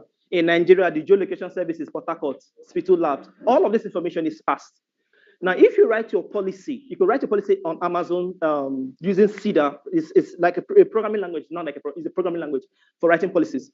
So you CEDAR, you can tell CEDAR, I want only devices that have been registered under Stabic IBTC banking domain with a stamp from Stabic IBTC. It should not come from Stabic IBTC Africa, South Africa. It should only be from Stabic IBTC Nigeria. It should not come from Lagos. It should only come from Port Harcourt. You could write fine-grained access control using CEDAR. And every time a staff of Stabic IBTC logs into their banking solution or tool, Each of those requests will bring this information that Amazon will need to verify, authenticate, allow you have access to your software as if you are working within the office of Stanbic IBTC.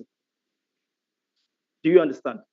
So zero trust architecture essentially reduces that barrier. And Joanne was talking about workforce mobility. So you can be virtually anywhere in the world if your policy so agrees, and you can work as if you are within the office firewall or office space. Do we understand? Okay, so my talk is on privacy. We've already seen the content, so let's just rush. Next slide. So I talked about trust. We're using the concept of the farmland. If it is just gone, we don't want, you could say implicit trust means you don't need to check anything. There's nothing really to lose. It's just gone, for crying out loud. But when you start into this other spectrum, let's say we have crude oil on that land. It's a different ballgame altogether. Or let's say you found gold on that land. Will you end with security dog? What level will you go to protect the land if you have gold there? You go to SARS. So you start from where the risk is very low and you go to where the risk is very high. What you want to do in practical terms is to be somewhere around here for most businesses, because there is a cost to having much security added to your system. You want to be somewhere around the middle. You are not allowing everybody. You also are not taking every little detail of everybody at the other end. You want to be somewhere in the middle, so that's a balance. So to get your security right, just assume that your system will be attacked. In fact, assume that it's already been attacked. And then you build your software with that sort of assumption. Okay? Next slide, please. So we've talked, most of the preambles we've already discussed. So I'll make the slides available. So like I said, you have the right user, the right data, the right access, and the right reason. That's what Zero Trust is about. It is the manager of Stanbic IBTC. Sorry, you will take a lot of Stanbic IBTC example today. It's the manager of Stanbic IBTC, so he should log in. He has the access. That's the right user. So basically, that has to do with identity governance. I need to know who you are. All right. And then we can use things like artificial intelligence based on the way. Okay, let me scare you people a bit, but it's not really scary. There are what we call tracking cookies. So you could be typing on a system, and let's say your system is affected or infected with some sort of tracking cookie. And it could take the speed at which you type and detect if it is you that is typing or somebody else. Do you understand? So you could do analysis on users and know per time, even without knowing the person's name or identity, you can tell if that person is the person or somebody else acting like the person. All right? So that's for detecting the right user. Data discovery, Divine Oko mentioned that, and then encryption, meaning I take data that is raw data and I sort of convert it to make it have like X, Y, Z. You probably have seen things like that on the computer screen before. Set of characters that don't make any meaning. We say circle, something is shaded, then there's one X somewhere, numbers. That's encryption at place in some cases. Access control, you want to make sure that people have the right access, and then that cannot be done without having things like key management. I won't go to the technical nitty-gritties, and then for the right reason, access the data for the right reason, not to steal the data, not to sell the data, not to do something abusive with the data. Next slide, please. Okay, John already talked on all of this. For AWS, we have scenarios of humans communicating with an app. So I'm a person, I want to access Stanbic IBTCs. I'm using, in fact, I actually have an account with your bank, and they annoyed me. Anyway, that's my that's my way. So I'm using their banking app, and then on the mobile app, I open this account. So that is a human dealing with an app. All right. So that's human to have scenario. If you're an AWS sort of architect or expert, you want to use something like the verified access, which Joanne mentioned. It's one of the products they offer that will help you do this security of applications that interface with humans.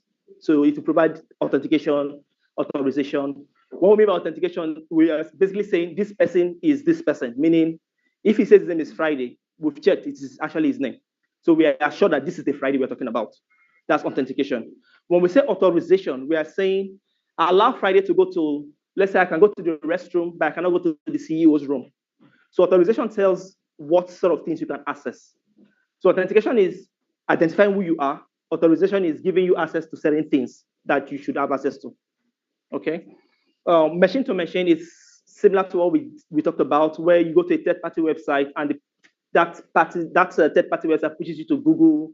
So those are two different servers communicating, but they still need to authenticate themselves. They still need to do some sort of handshake and know that this server that is making this request is not a fake server acting like this other company's server. So you still need to do that check. And then digital transformation is just basically saying for every request you have, it is authorized, it is authenticated to be sure that you are doing the right thing. Next slide, please. Okay, so when we talk about privacy, I think it's a word that's, let's say, is very common or overused. Do I need to define what privacy is? I should define what privacy is. Okay, for this presentation, let's just assume privacy to be helping you maintain your personal space. Okay, so but now we're looking at this in a digital, let's say, format or within the digital parameter. But if okay, let me give a typical example, still on answering the question of privacy. Let's take this definition, for instance. You are at home with your mom and your dad, and they're having some sort of elders meeting or some kind of family discussion, and your mom or your dad, one of them now says, please leave the room, let's have some privacy. What do you think they mean? Sorry? They don't want you to be part of the conversation. Any other suggestion? Why are you laughing? Like people don't leave your parents alone or what? It's for adults. Okay. It's a very difficult question. Okay, you are in the village council meeting with the Igwe and his. Okay, that's another view. But the point basically is this: whatever it is that they're discussing at that time, they probably don't want you to know. Okay, so that's the concept. They want to be in charge of that conversation without you interfering. Now, when we're looking at privacy, okay, we are going to go beyond the issue of space, and we also look at the issue of participation. Now, have you gone to any website where you see something like this, or some sort of statement that reads somewhat like this? Let me see if I can rephrase it. We use cookies on our website. If you do not accept cookies, tick this X. Something like, have you seen ever? Sorry? You always been accepting. Okay, I want to tell you why you always accept and why you should not always accept. But you've seen such a thing. Okay, so EU. Sorry? Yes, some sites will not allow you progress. Yes, because there are legal implications to that as well. That's why there are legal implications to that. So EU, for instance, will tell EU countries have data protection rights or privacy rules that IT companies have to honor. Okay, that's why they ask you to tick or think Nigeria takes ours seriously. But it's actually part of our law, so it's there. It's not like it's not there. It's there. But the concept basically is this: we, by any chance, do something with your data, and later on you come back and sue us, saying we violated your privacy. That's why we tick that thing. Do you understand now? So we are basically dealing with privacy, but we want you to get involved in privacy. So all this, when we look at zero trust architecture, we're talking about security of data. Data is like the primary source, or is like the goal we're dealing with. But when you start looking at privacy, you're talking about data still, but data of a user or data generated by a user. It could be while device. For instance, some phones come with air pressure sensors. So your phone can tell the manufacturer whether you live upstairs or downstairs. Are we together? Phones generally come with GPS. If you leave your GPS location service on all the time, you can actually do a Google map or a Google analysis of your travel history. You could see all of that and do analysis, and Google can tell you that you normally go to this joint to buy fish all the time because it shows up on your map. You understand? Now that's your data. That data comes to life because you use that device doing certain stuff. But there's another side to it, is the fact that for how long should that data be on Google's server? Those are some of the legal questions now you start asking. It looks like a joke now, but when you start dealing with things like health records, where you're talking about people's genotypes, disease history, and all that kind of stuff, family history, social work environment, privacy becomes a big issue. So for instance, did anybody hear this story of a political presidential aspirant calling another person, and then there was this, I didn't call him, I called him. Did you hear that story? What do you think was playing out there? That's a huge privacy breach. That's a huge one. And we sort of laughed over it. Now, why it's important is because it was like a presidential candidate involved. But who tells you that even the president's call is not also being leaked? Someone can be doing that login and selling somebody's data. All right? So privacy is quite important, but we don't think about it. So for all of us here that are into IT programmers, plan for privacy from this word go. Don't wait till there's something happens or something goes wrong. Plan your solution to have privacy in view. Okay? Next slide, please. So we talked about security of data and privacy, the differences. Security encompasses privacy, but privacy goes beyond just IT. It has legal aspect or ethical aspect as well. And the fact that we're saying privacy, let me just say this quickly. We are not saying that you are anonymous. We're not saying that we don't know who you are. We're just saying there are certain things about you we should not know. There should be a degree or there's an extent of how much surveillance we can carry on you. I'll give a typical example. I was called to do a CCTV job in a company, and they started listing, they sort of laid a map of their office locations. We want a camera here, we want a camera here. No matter how you want to distribute your cameras, I will never put a CCTV in the bedroom or in the restroom. It will always be a blind spot. Do you understand? Nobody puts CCTV in the toilet. It's not done anywhere. Yes, you need to survey the property. You need to, keep things safe. But we just have to live with that exception. Even if I can go to the toilet, load a gun, set the bomb, and do all whatnot. I mean, watch all the American movies. It's like everything happens in the toilet. Seriously, anytime someone wants to do a terrorist attack or something, they go to the toilet, either the toilet of the plane or toilet or something. Because the toilet has to be a blind spot. It just has to be a blind spot. Do you understand? So there's need for surveillance, but there's also the need to define the boundaries.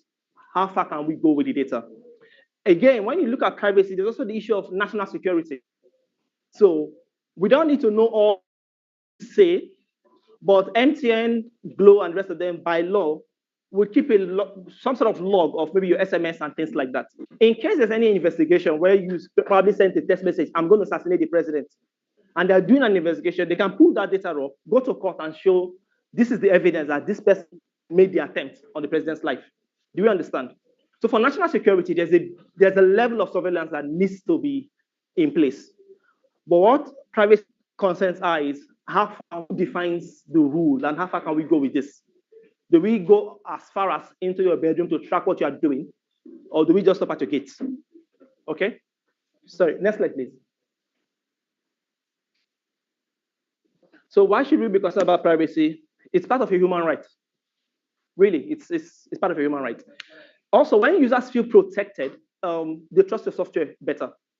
Nobody wants to come to Facebook and then they heard that maybe their banking details was hacked, and then from there nobody wants to hear that kind of story.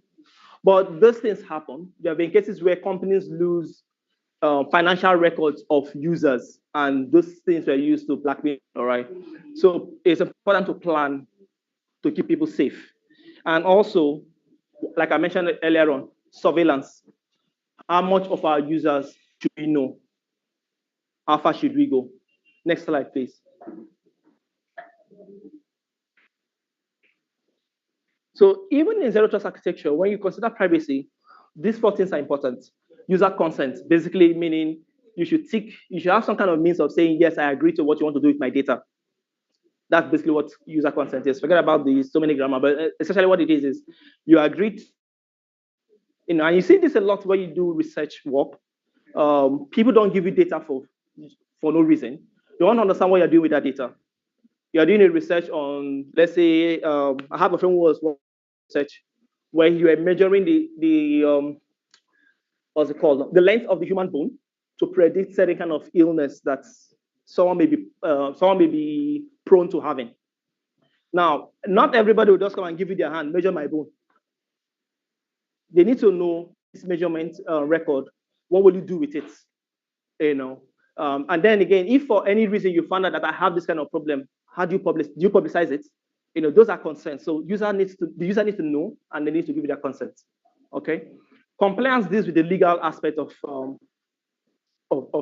privacy, and there are rules, there are legal stuff relating to that. You just can't take people's information and do whatever you like.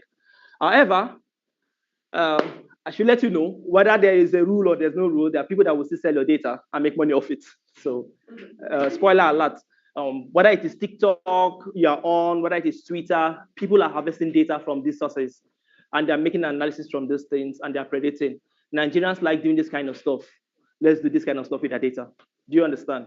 So what you will do is to be aware how to manage this kind of stuff and prevent or protect yourself. So I'm going to rush. We'll talk a lot about that.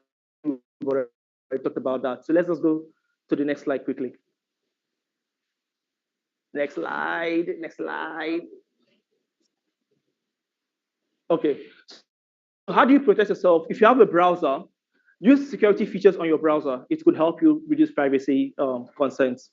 If you store cookies on your browser, this may sound a bit technical, but you can just Google how to delete cookies on my browser. All right, there are different steps. You can just use that for your own browser. Delete cookies as regularly as possible. If possible, if you are paranoid, you could even delete your history, but you could always set tools on your browser, plugins. Firefox, for instance, have plugins for that. I personally use some kind of browsers because of they are better when it comes to security than other browsers. Okay, I will not call names. I will not call names. All right. And for most users, grant list privileges to applications. So let's say you're using Uber to book ride. Uber doesn't need to have access to your camera. It can have access to your location. You shouldn't have access to your camera. So there are some games, for instance, you play and they ask for access to your contacts for what? I'm just playing a game for crying out loud. Why do you want to see my contacts? So give the list access to whatever application you're using, whether it's on the browser or the mobile. Update your software regularly. That could help fix some security patches. Okay, the same thing with your operating system. If you have a lot of websites you register, logs like that, if you can, I would advise you use software to manage your passwords or sort of passwords. Some browsers have that kind of service or functionality. Instead of just using one password across all your websites. So if that password is compromised, access your bank, we can access everything about you. I kid you not, there's some people that I have met this week. There's some people that have write their PIN at the back of their ATM card. I kid you not. I know the irony of the whole thing. Some of them use the same PIN on different bank cards. Like, please use different PINs for different applications, for different bank cards. It would also just help. Okay. This relates more to backend people. I'll leave this. Next slide. This is more for backend developers. Next slide. This looks like gibberish, but I'm assuming a lot of programmers are not in the house, so I will skip this as well. Next slide. Okay, thank you. So let's go back to that example. I go to a third-party website, and they sent me to Google, who authenticated me, and then brought me back. What if we have similar service that can manage privacy for us? So for instance, you have Uber on your app, another person has Bolt, another person has Twitter, whatever app you have. When they want to know your age, for instance, you don't need to impute your age there. You've registered your age with a privacy, or what we call a content management, a content server. So your first name, your last name, your age, your gender, maybe your social security number, whatever number, maybe your NIN, NIMC, right? NIMC, your NIN. You registered your NIN here on this server. This centralized, maybe it's owned by the Nigerian government. So when I go to road safety, I don't need to start filling that same data all over again. Road safety can come here, and if I've granted road safety approval through what I call this privacy token, road safety can take my privacy token, go to this central guy, and ask for whatever they need, maybe my name, my age, my address, and my gender. They don't need to know my security number. Another application may say, I want to know only his age and his security number. And the system will just give only that record or only that data. to that system, nothing more. That's one way we could help improve privacy. Why am I saying this? Because when there is a problem and there's some sort of investigation and you are a tech person, you developed one kind of service that took people's name, age, gender, blood type, and they're doing an investigation, when the police will come to your house, they will ask you to give them every record you have. And by law, you are meant to give all of that. However, if you didn't take the data or the record or the attributes of the user you don't need, you won't be answering any question from anybody. Do you understand? So for whatever record you don't need from a user, the best policy or the best advice is do not ask. Once you know, you are liable, well, not a fine, you are liable to the record you have. I'll leave you with an example. A car company, for instance, was monitoring car motion of their buyers or their clients, as the case may be. And they noticed a pattern that Friday evening, for some reason, the vehicle starts swerving to the left. Every Friday evening. Any thoughts? Every Friday evening, the vehicle sways to the left and comes back to the road, sways to the left, comes back to the road. What do you think happens? Sorry? Thank God it's rain. Somebody was drinking and driving. Now, the car company detected it from data analysis. But now, will they now start calling the police and telling the police, car number this, drinks and drive? It becomes a problem. So should they have collected that data in the first place? We don't know. But sometimes you need the data to do analysis. You need to prevent. So how do we protect the cars from hitting the side, the sideway or something? But it's important. If you don't need the data of the user, don't ask. That's the first rule for privacy. Any questions? It's meant to be 4 o'clock. Is it 4 o'clock already? Past 4. Oh, I'm sorry. Bye. There's nothing more to say. Thank you very much.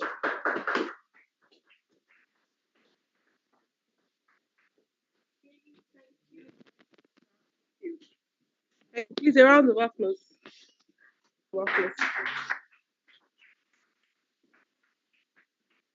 Okay, so I told Mr. Ken that we have done the tweet challenge, but he said that we have to do it live. Everybody will watch the tweet. So we're going to move to the tweet. We'll do another tweet session. But while we are waiting for the technical people to set up everything, I would like to call on a goodwill message. This is a very brief one, so we're leaving soon. Uma Imo. Please, a round of applause for him as he come up. Oh, thank you very much, sir. Thank you. Good. Thank you, sir. Thank you. Okay. My name is Imo Uma. I'm a development economist. I'm actually several things. I actively pursue knowledge. I'm an investment banker by profession, development economist by training. I'm a data analyst by way of interest. And I'm also done a bit of cloud computing. So a bit of what was said here, E2 instances, load balancing and all that, I have a fair knowledge of it. And why am I doing this? I mean, I'm a banker for crying out loud. And why do I need to bother myself, doing data analytics, machine learning, and all that? I'm speaking, on a personal capacity. I'm not speaking for my bank because I came here on a personal capacity. But I now realize that the business that we do, we do quite a bit of services. We do, equity capital market. We do debt capital market. We do advisory. We do infrastructure finance. We do corporate finance and all that. It's quite a bit. I don't want to bore you with that.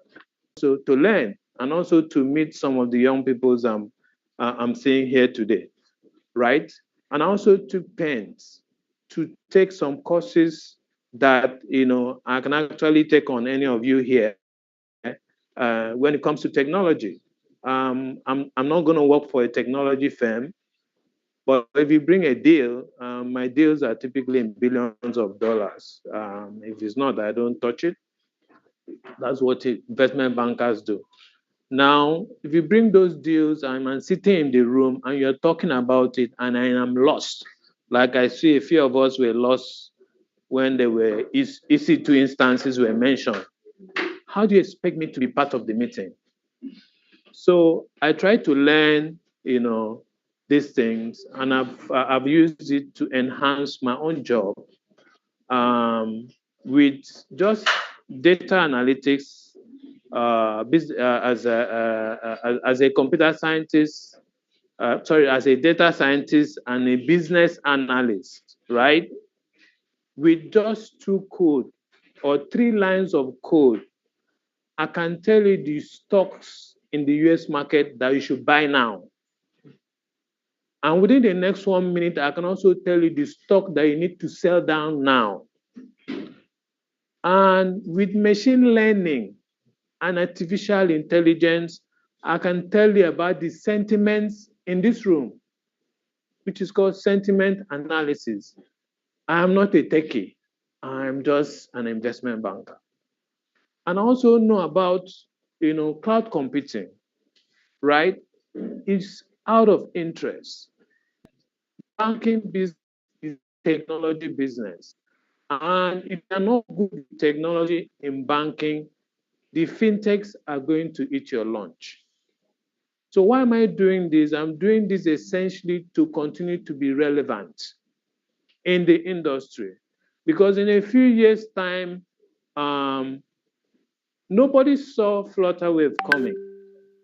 Flutterwave, in terms of market valuation, if my memory serves me right, is valued about $3 billion. And for heaven's sake, you can go to Google. You can check the financial statement balance sheet of Nigerian banks and see how many of them is up to $3 billion. I'm speaking on a private capacity. So the fastest way to scale is not the brick and mortar businesses that we see these days. The fastest way to scale is quantum. And where do you get quantum? Quantum, we get it in technology business. A business that can easily scale and you don't lift a pin. So if you are just here, just just to visit and also here, to see how things work, I want to encourage you, even if you don't know how to code, but please, technology is here to solve most of our problems. It is actually here to stay. And technology is here to disrupt the life and the truth that we know in this world, right? Zoom that we're using today, somebody said it wasn't possible. And the gentleman said, look, I have to make this thing possible because I want to solve problems. Webex, the bigger company, said it does not exist. She took the idea to Webex. Webex was one of the biggest. And Webex said, gentlemen, I think you are wasting your time. And he went alone. And today we have Zoom. Nobody remembers Webex anymore. So when you're in the realm of technology, you can lose your business in minutes. Most of us will remember Kodak.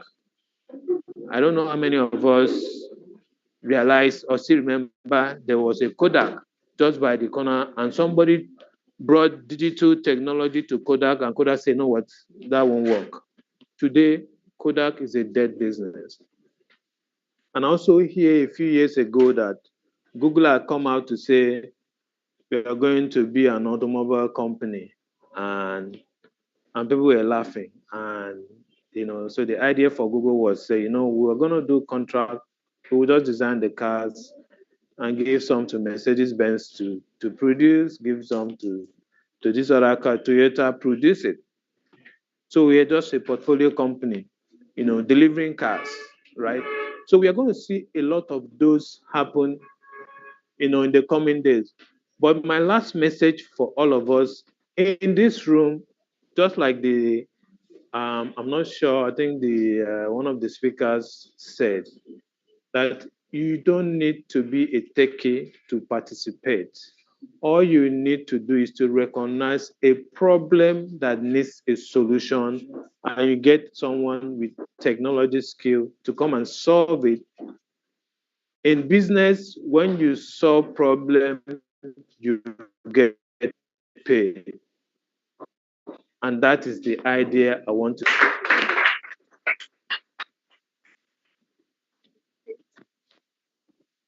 Thank you very much, Mr. Umo. Yes, for that goodwill message. So we are gradually coming to the end of the Amazon PH hybrid meetup. Gradually, please a round of applause for yourself. You have stayed to this point, so you deserve to be celebrated. Please celebrate yourself one more time.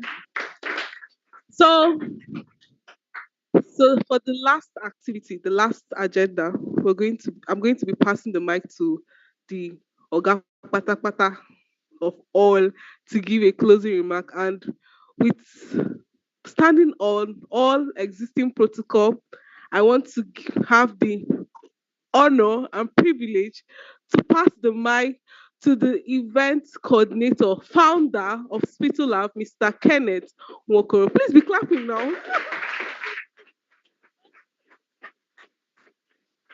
Yes.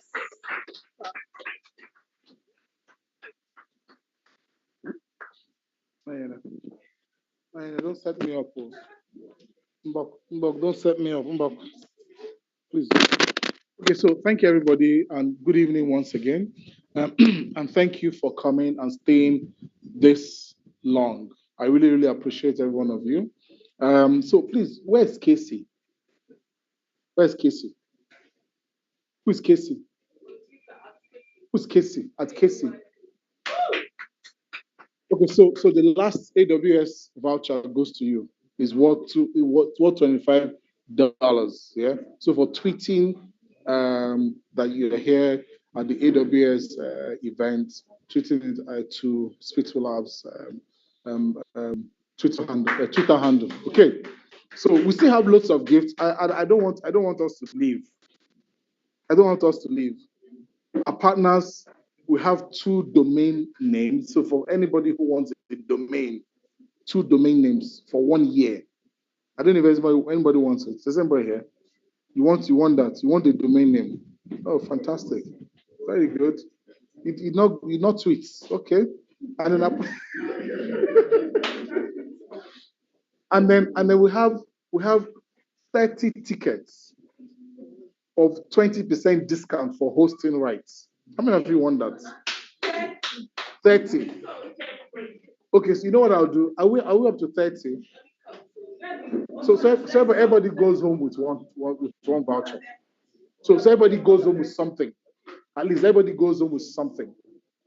So you go home with 20% discount on your next web hosting. Okay? Do I have 30 persons? 30 hands up? 30? Please take their names quickly. Quickly, 30 of them. 30. Just give a piece of paper, please. I know the hands that are up, please.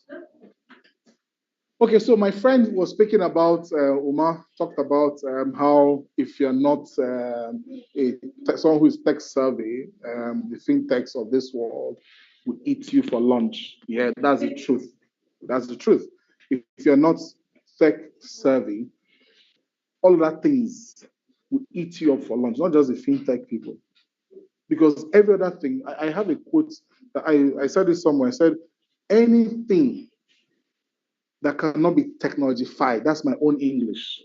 Anything that cannot be technologified is not a thing of the future. Any process that you cannot technologify is not a process of the future. Someone asked me in that meeting that he said, sorry, sir, I was giving a talk. And the person said, Okay, so, and I just said, okay, so think about it. Whatever it is, what is it that you're doing that you cannot apply technology to? Let's have a conversation. And they said to me, something that you're trying to get at me, said, okay, so can we apply frying of akara? Can we apply technology to frying of akara? Is that possible? Is that possible? To apply technology to frying of akara? You think so? Yeah, yes, I said, of course, that is very, and of course, I went from blow to blow, precise. By the time I finished, they were like, oh wow. I said yes, because first and foremost, you have the beans. You have to pick the beans. Yes, so you begin to bring in some kind of technology to pick the ones that are good. In fact, I would have written a code for it to understand the one that is good and the one that has weevil in it. So you isolate the weevil ones and pick the ones that are good. You know, there's some. I remember something that my mom told me back in these days. Is if you want to wash your beans, pour it in the water. The ones that float, what do? You take them out. Those are the bad ones. So a simple code like that will separate your beans. Yeah, and that's technology already applied. They now begin to think of washing it, begin to dehusk it, and you can get precise dehusking of the bean, and then you now grind it.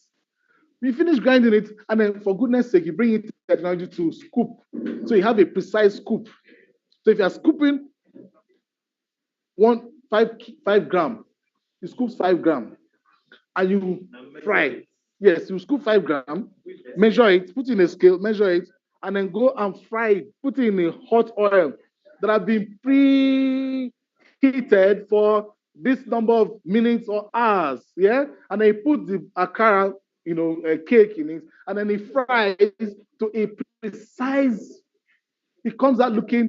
If you want it to be deep brown, golden brown, hash brown, black brown, yellow brown, blue brown, bala blue. However you set it, that's how it will come out. Yeah. So it's for you to know that these are the kind of things that you can use. I mean, you can always apply technology to anything, even in your, even in. I remember back when I was in university. One of those days I came back. God bless my mother. I came home with a an automated toothbrush.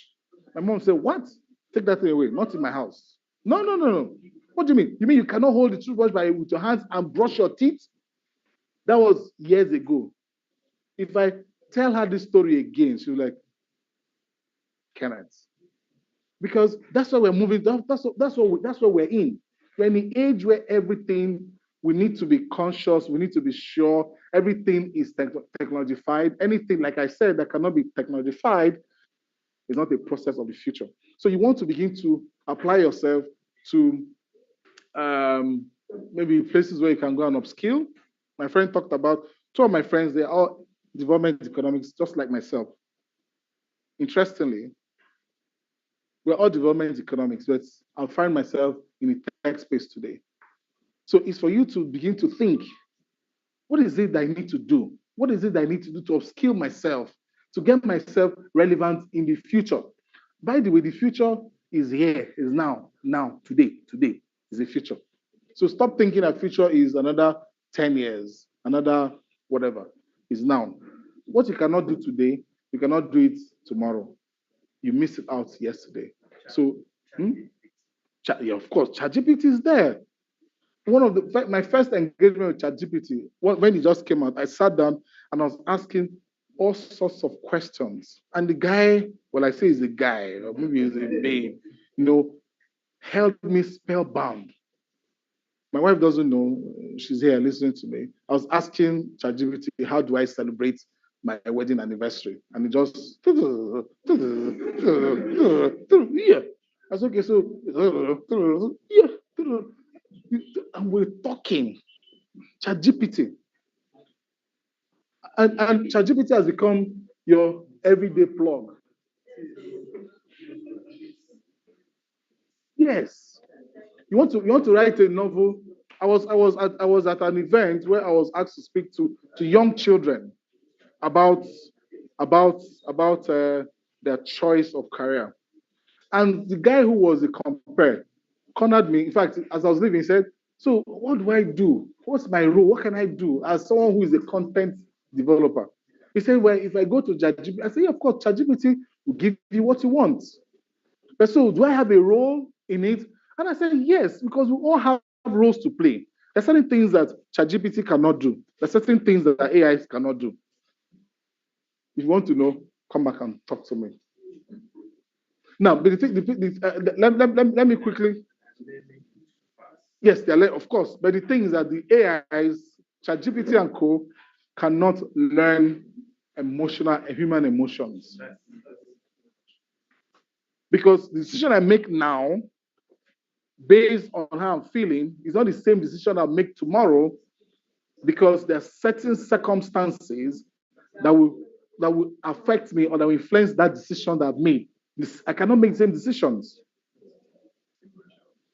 But ChatGPT, artificial intelligence, will always make the same decision, giving the same parameters, the same thing, the same everything. Yeah. So, but that's not to discredit AIs. AI is interesting. ChatGPT and all of the things about technology is interesting. We have a number of things that we're doing here. This is SpitalLabs, by the way, and we're happy and excited that you came around for this meetup. This is actually the first Amazon meetup in Port Harcourt. The first ever in Port Harcourt. My Amazon user group leader is here, so she's sharing. Yes. So, and we're excited that it's held here, and we'll keep holding here, as long as we need to hold physical meetups. And I'm sure we all enjoyed ourselves. We all learned one new thing or the other, and then we'll all have things to take away with. Are you taking names of people who for the? Okay, that's fine. So we still have one domain left. I'm going to assign that to someone else. Maybe I'll give a task. So one of the things I'll do is go and tweet something. The one that has the most likes will give you the remaining domain name. Yeah, and then we can take it from there. So, but thank you very much for coming. I really appreciate every one of you, and I appreciate the team. I appreciate the AWS User Group Nigeria leadership. I appreciate every one of you that is there, the speakers, Yohan, Akim, Divine. Divine talked about a project that we're working on. We're working on my friend Umar talked about his sentiment mapping, and we're here to launch that project, that particular application. So what the intention of that application is, we'll put it out, and we just target a particular institution, target a particular policy of government, target anything, and the application will go out and scrape from all of the sources we ask it to go and scrape data from, and then you bring it back, we house it in a server, and it will now come and use visualization tools and run visuals on it, and we can come up with all manner of narratives, say different things like this happened, that didn't happen, and this, and we can even predict that this will happen because of this, and this. This will happen, this, and this will happen. He talked about Flutterwave. What about Paystack? Paystack, how much are they worth? Stripe just bought them a few years ago. How much was it? 200 million. These are little boys. They just came dollars, yes, $200 million, not 200 million naira. These are little boys that just came out from university. How long ago? What about WhatsApp? What about Twitter? Twitter, Elon Musk just bought it for $44 billion. $4 billion. Just to give you guys a sense. Do you understand? The GDP of Nigeria is 400.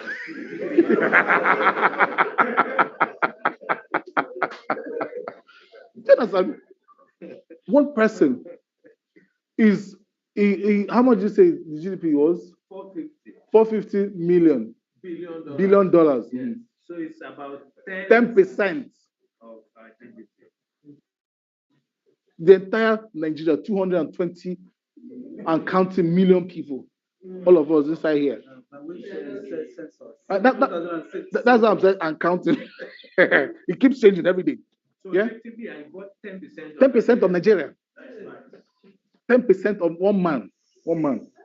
10% of Nigeria. In fact, even had they find him 20 million, SEC find him 20. So if you add that to it, it's 444 billion and $20 million.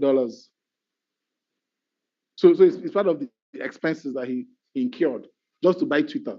So I think we are at that point where we should begin to think as young people, and even as young people and young at heart, because I don't say elderly people, I don't say old people. Young at heart is what we call people who are advanced, because there are two classes of people in this age. We have the digital immigrants and the digital natives.